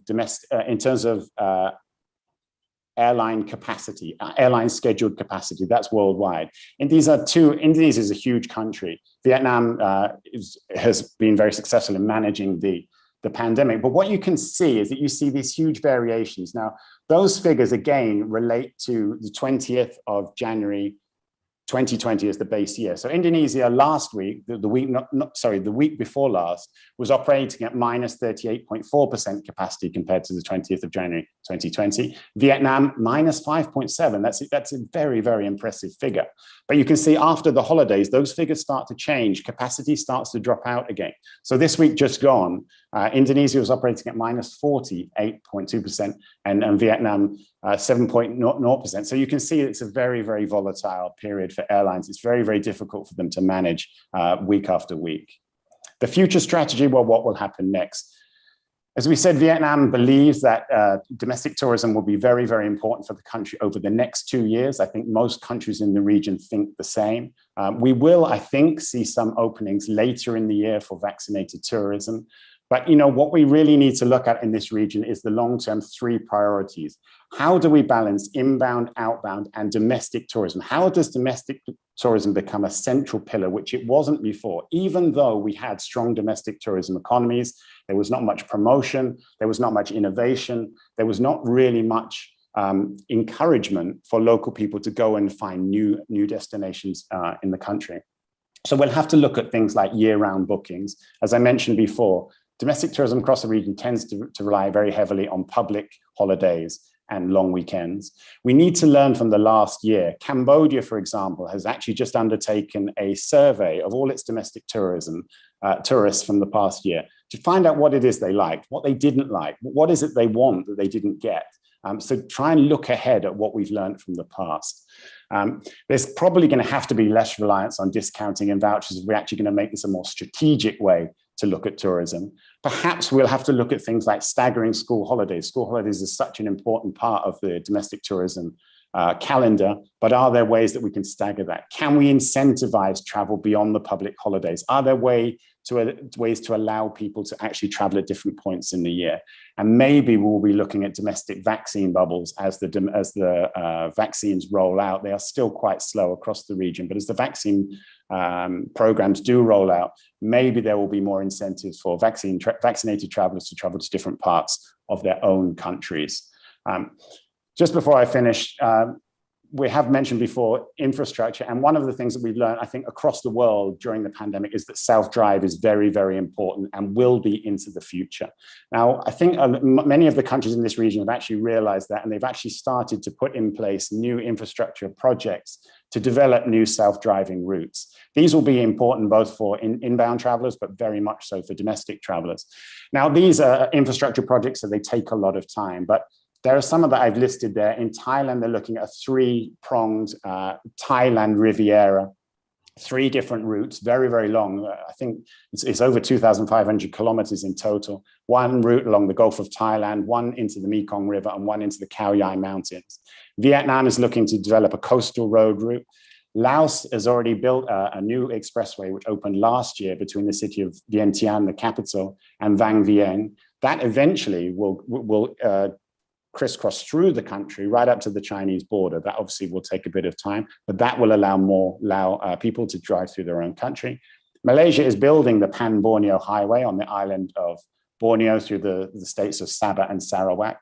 Brunei recently finished a bridge, because Brunei, if you look at it, has 2 different geographies, which are separated. So they built this sea bridge, which is the longest sea bridge in Southeast Asia, and that now connects both parts of the country. It actually allows travelers to go to a beautiful place called Ulu Tamborong National Park, which is one of the most pristine and untapped rainforests in Southeast Asia. Absolutely stunning. There's incredible adventure there. I think that will become more popular. What we're going to see also over the coming years is more high-speed rail developments in the country. There are currently developments in Thailand, in Indonesia. So I think we will see a more mixture in the way that people travel. It won't just be so reliant on air travel in future. So that's a bit of a speed through what's actually happening in this region. Thank you very much for your time, and back to you, Xu-Jing. Gary, I think we need a full-fledged fireside chat next time, because of the richness of your presentation, a lot of food for thoughts. Let's do that next time. But certainly from what you have expressed, I see thrilling examples of Bali Bali more domestic tourism than inbound tourism. This is never heard of. And I think this will augur well, extremely well for the government when they have been promoting the so-called beyond Bali into other clusters of destinations within Indonesia. You also mentioned about this Vietnam Domestic Tourism Forum and their firm belief in a long-term strategy when it comes to the domestic component of the three priorities.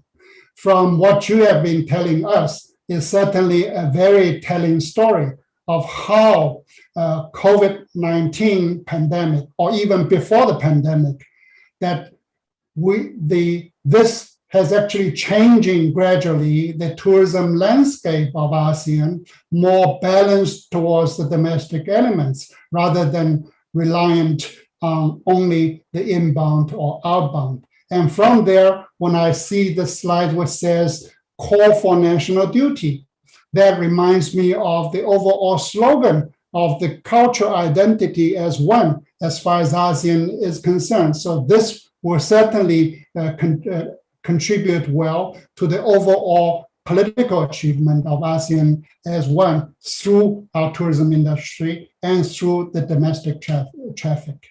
Now, we are 30 minutes delayed or 20 minutes delayed, but I still wanted to go into the next session.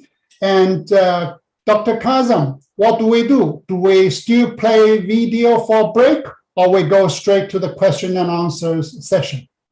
I think we shorten the video is 4 minutes. I make it 2 minutes, if you allow me, because maybe some people need to have a break to grab their coffee, and we go to the fruit picking of this event.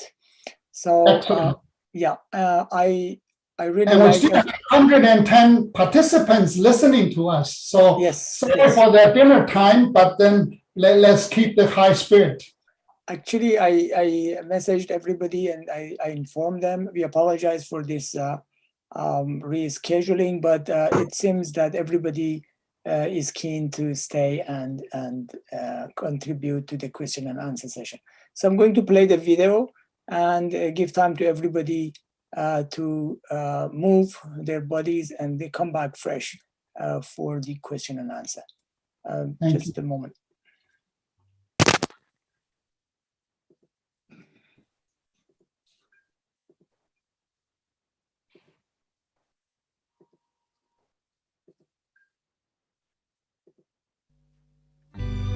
Malaysia.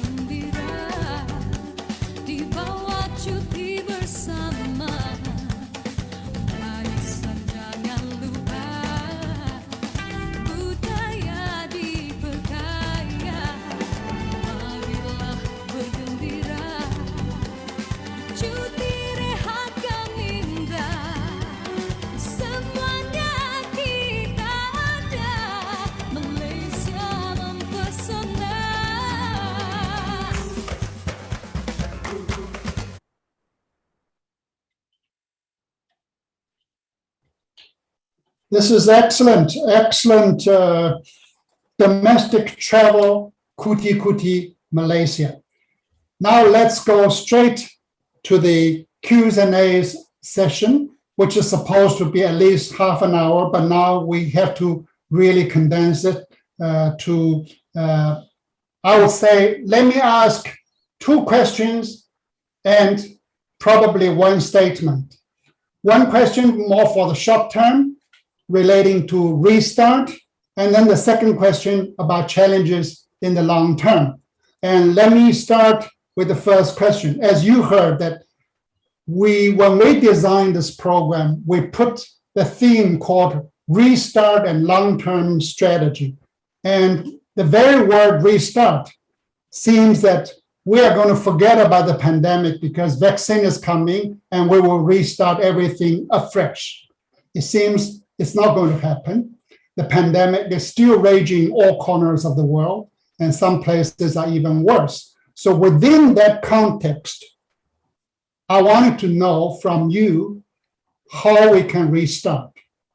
Wouldn't you agree that domestic traffic, based on our deliberations so far, should play a much more increasing importance and role in the overall process of tourism recovery and economic recovery? Let me start with the same sequence, but perhaps I will also mix it with Dr. Jafari and Dr. Kazim. I start with Dr. Ong about restart and the relationship with domestic traffic for the overall recovery. Okay, thank you, Sujin. I think that's a very challenging and very good question. Restart. So the question is, we forget about when do we restart, because the future is uncertain. So what is certain is the uncertainty. So I'd like to look at it. I think I must acknowledge the good points raised by my fellow panelists on the future of domestic tourism. There are very good ideas there. For me, I will look at it take a step back and look from the perspective of a general and a strategic point of view. For example, for us to restart, at the moment, we cannot lose sight of the reality. The reality is the current situation that we are faced with. So the first start, before we even restart, is a question of survival. So tourism industry players, the government, the relevant stakeholders need to think of the survival of the tourism industry. So I would have this view that domestic tourism is the anchor and is the platform for to keep this industry afloat during this critical phase. Although we do experience stop, start kind of domestic travel that is allowed, but it gives us a glimmer of hope. And with the vaccination rollout, there seems to be light at the end of the tunnel. So besides survival, then the industry players and policymakers will need to look at how do we sustain, when the situation is revived, and how do we achieve success in domestic tourism. So for this, I think we need to look at the scenario. What is the scenario? The possible scenario could play a role. That means, are we looking at the back to normal tourism or new normal tourism? And what is the kind of recovery that we are faced with? Is it a V-shaped recovery or a U-shaped recovery? But I think given this situation, it's likely to be a V-shaped. But how is the U-shape? Is it a prolonged, elongated U? I think that's very likely. So given this scenario, these are the key questions. What kind of back to normal tourism or new normal tourism? Is it most likely elongated U-shaped recovery?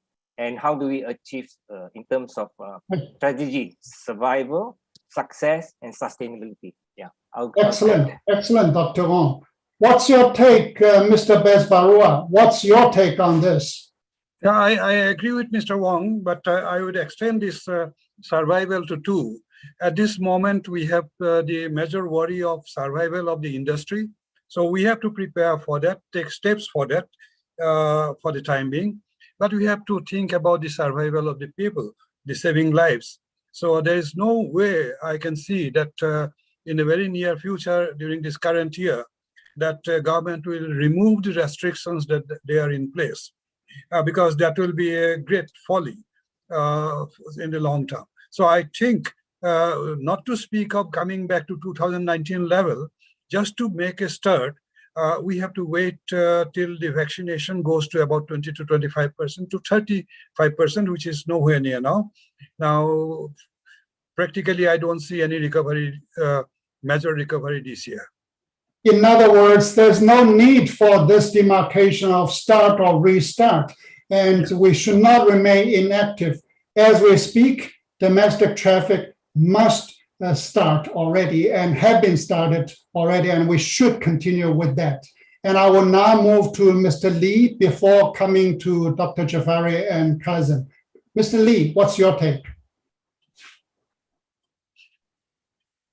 Please unmute yourself. You are not, we cannot hear you. Sorry. Yeah. Now, okay. My mistake. So as for the situation in China, I think it seems that in terms of the volume, everything is coming back very soon. But what we have to think about would be 2 points. One is that when the people rush into a limited space, and there's still a risk of being out of control. And what if the pandemic virus were changed? And even if the vaccination will not work for the new virus, change the virus. So this is something we still have to be very careful. And secondly, it's because of the volume is coming back, people care more about the people coming in and the revenue rather than the quality. And also the experience of tourists. Then we have to be very careful about this kind of momentum. So we have to be sure to take some measures to improve the quality.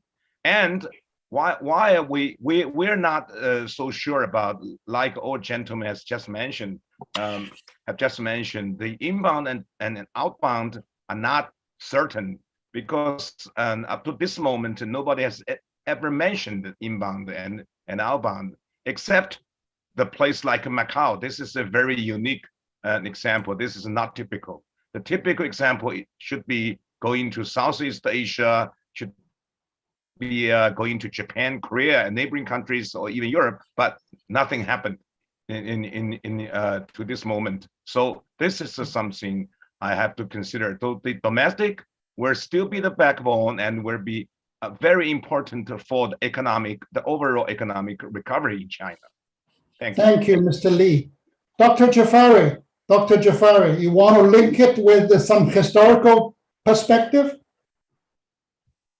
Well, a number of historical perspectives have been already given, but you reminded us that everybody among the panelists wear many hats, and I also wear many hats. So let me put my academic hat on.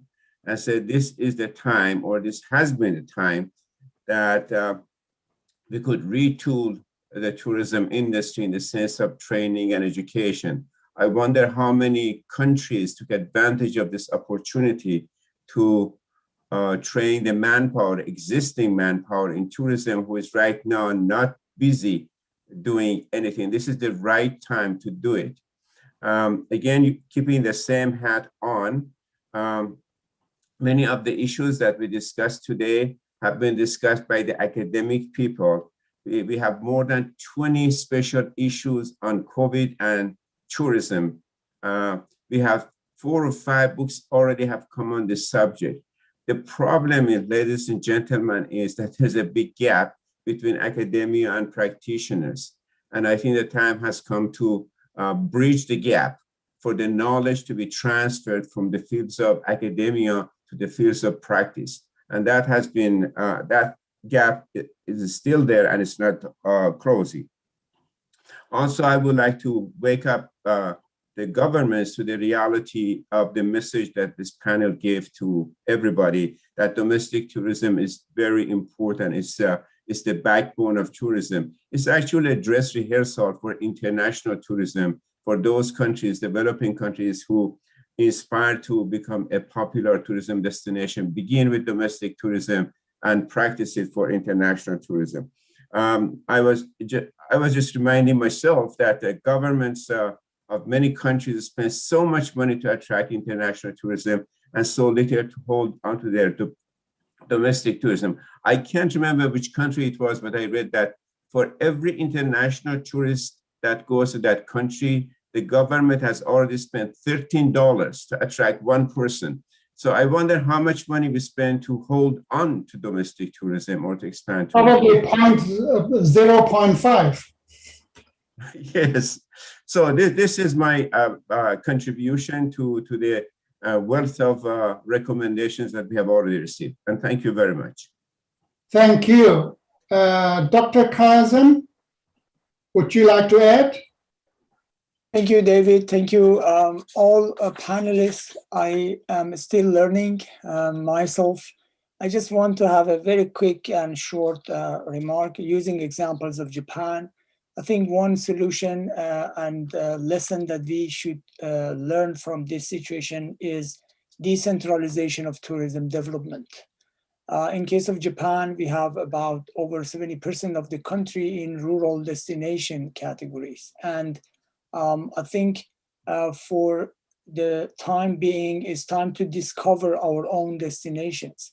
I think it's not that important how far we travel, but it's important how deep we travel, and to utilize the local resources and to change the travel pattern and behavior. It needs some reason and a strong reason.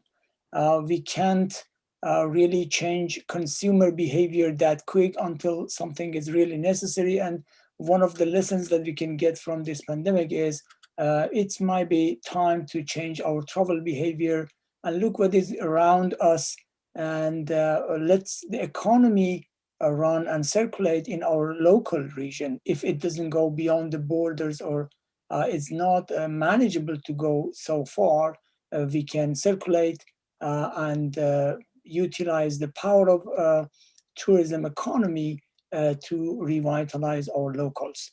In the case of Japan, we have a so-called Mr. Kumada-san will certainly certify that we have this Satoyama initiative. And Satoyama and Satoumi are rural upland and coastal of Japan that are all over the country and well infrastructured. So they can accommodate tourism and inbound, and not inbound, in the domestic tourism very well. And it's time to rediscover them. The time is running. I really enjoyed this discussion, and thank you so much. This was my final Thank you very much. Thank you. And Jack Kumada-san, would you like to add?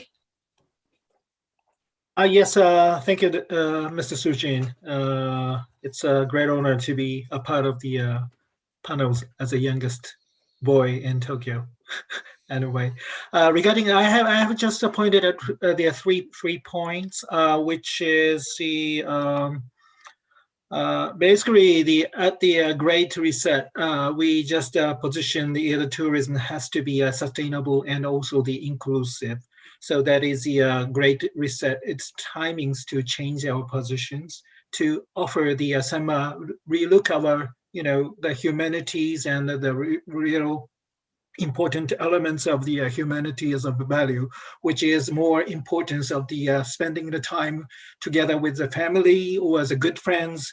So that's going to be the tourism can offer the more high value opportunity or timing.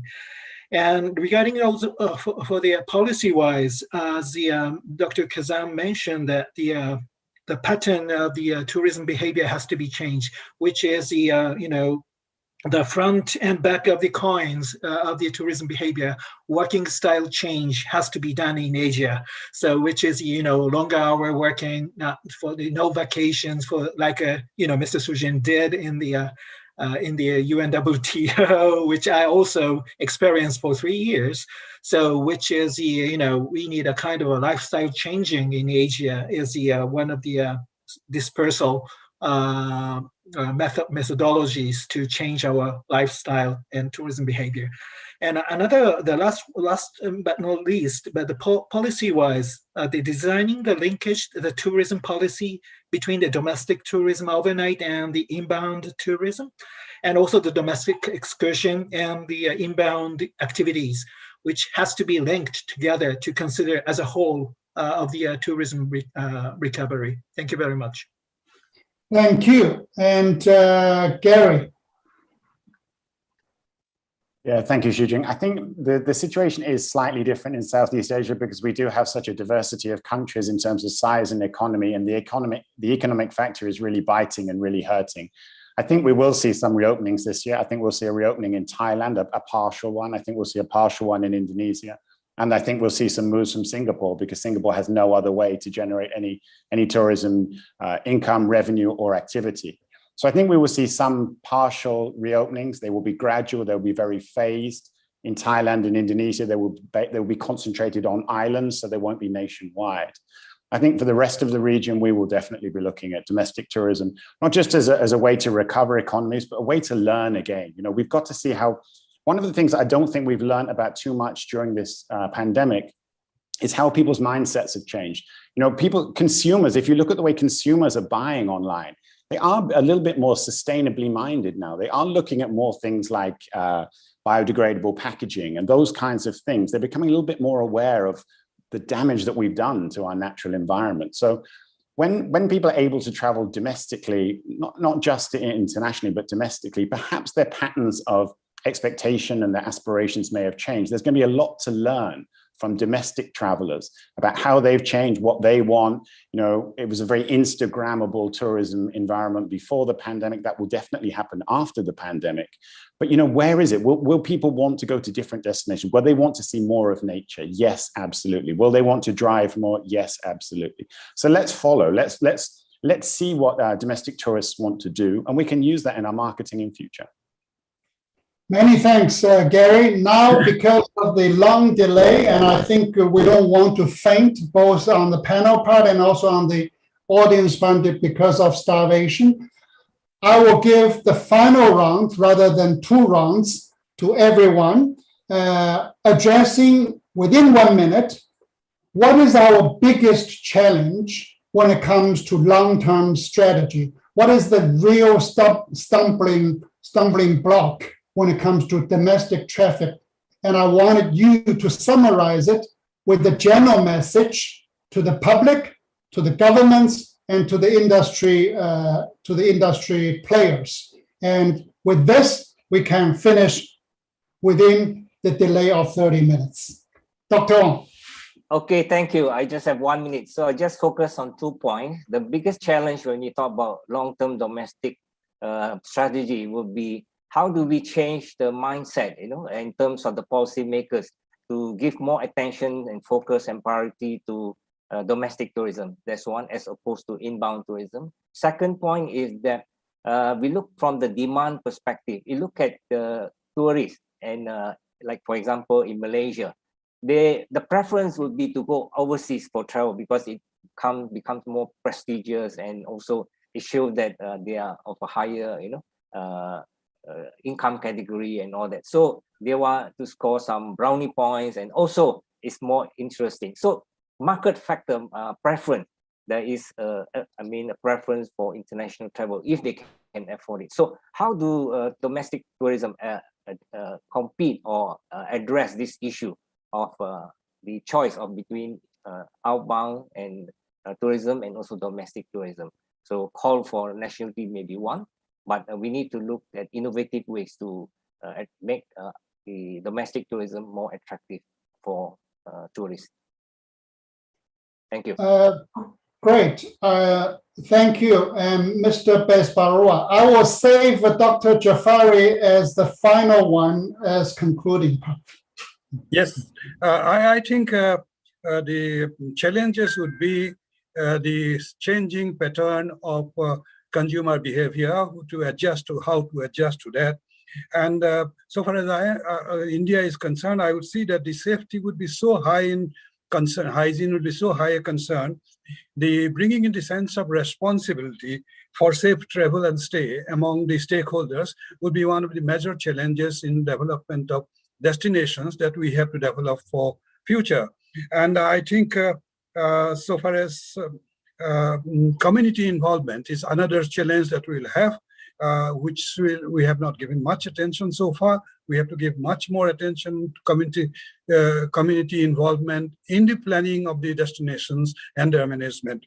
So far as the message for the this thing is concerned, I would say again that domestic tourism is the foundation of all tourism. Take care of domestic tourism, and international tourism will fall in place. But quality is going to be the more important part of the tourism in future, not quantity as much.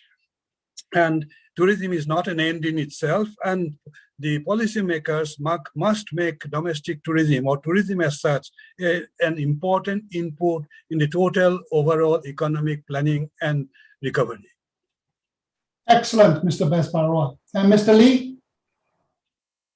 So my concern over the domestic tourism challenge is basically 2 points. One is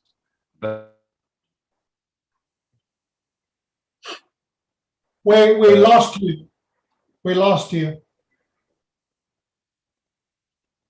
Maybe we can come back to Mr. People should care more about it. So, okay. Are you okay now?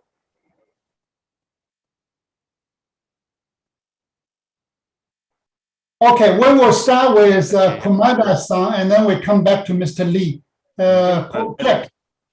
Oh yes, I have already mentioned about okay. the those decentralization of the vacations, which is the challenge, since the weekend, the weekday is unbalanced. The situation is just kept the increasing of the domestic movement. So maybe the working style should be the more diversified among at this moment and to go forward.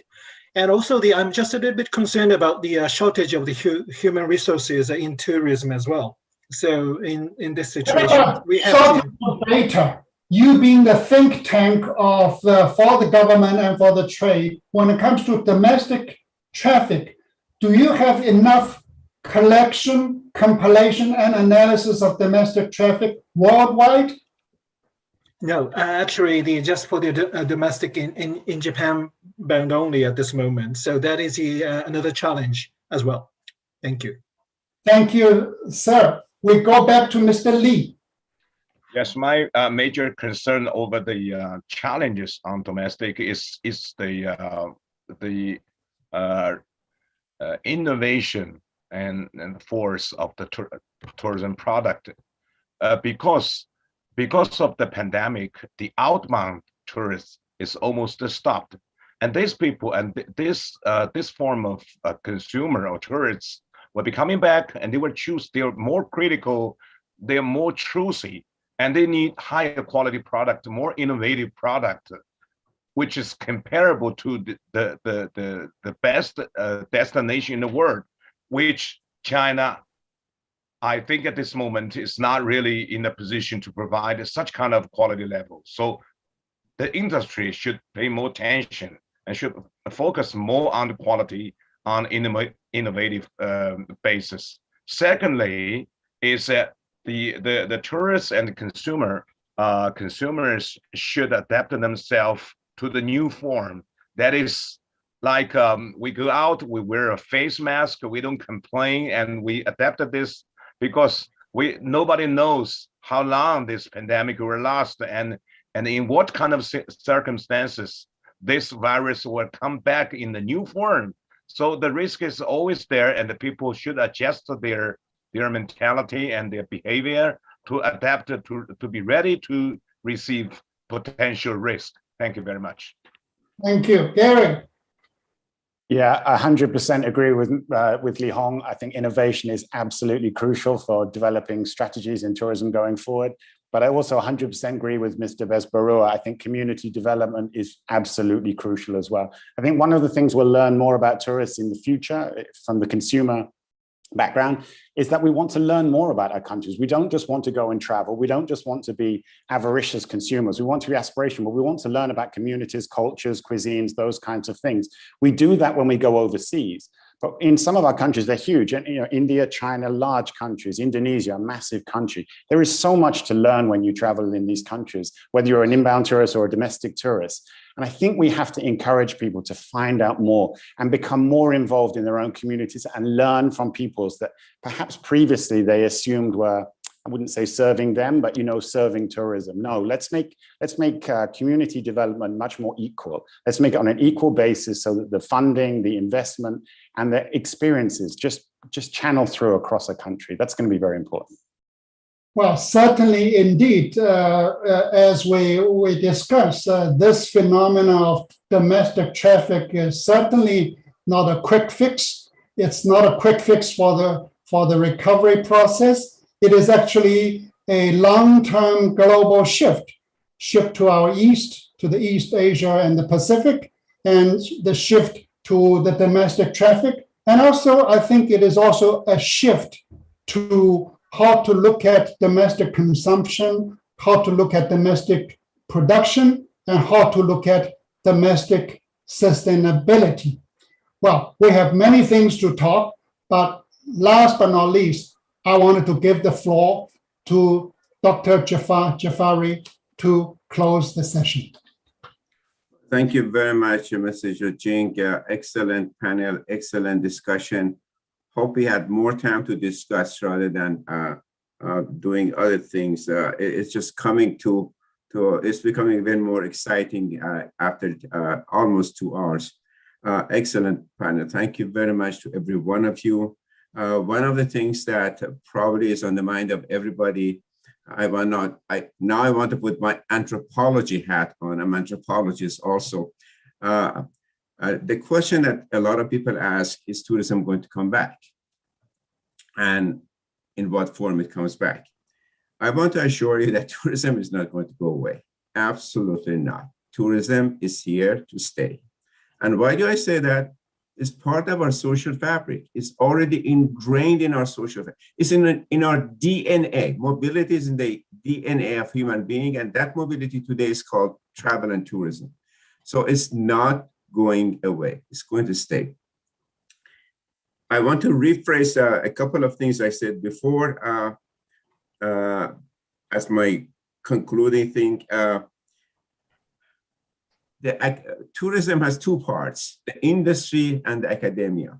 Academic has asked every possible question you can imagine in the field of tourism and has answers to every question, but we keep it to ourselves because the industry doesn't knock on the door of the academia. Again, that goes back to my subject of building the bridge and making one industry. I don't see this separation between medical schools, medical universities, and the medical field of practice. I don't see that separation between engineering schools and universities and engineering practice, but I see it in tourism and the gap is growing. Finally, back to the government.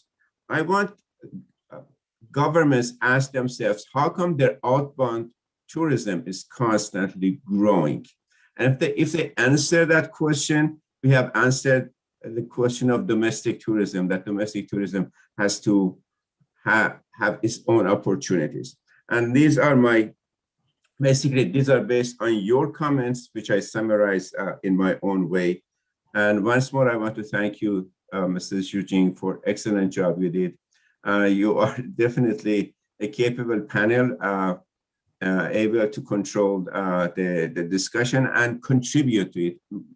Most panelists are managers of the panel, but you are a contributor to it as well. I thank you very much, and thank you, members of the panel. And I thank all the participants who stayed with us all the time. By the way, the videos of all the past webinars, including this one, are available. So anybody can go back to them and enjoy them. And I want to remind you that we have more lined up this year. We have at least 15 more webinars coming up on different topics, always community in the center, smart community in the center. And this is our volume number 20. We use the language of journals. This is webinar 20. And in most Asian countries, the best grade that you can get is 20. And Zhijing, you get 20. And that is the grade of you and the grade of the panel. Thank you very much. Thank you. And that concludes our part. Thank you. And once again, big thanks to everyone and see you next time. Thank you. Thank you, everyone. Thank you. So Thank you. really enriching, very enjoyed a much. lot, learned a Thank lot. you. Mr. Sujin. Thank you, everybody. Thank you. Thank you. Thank you. Thank you.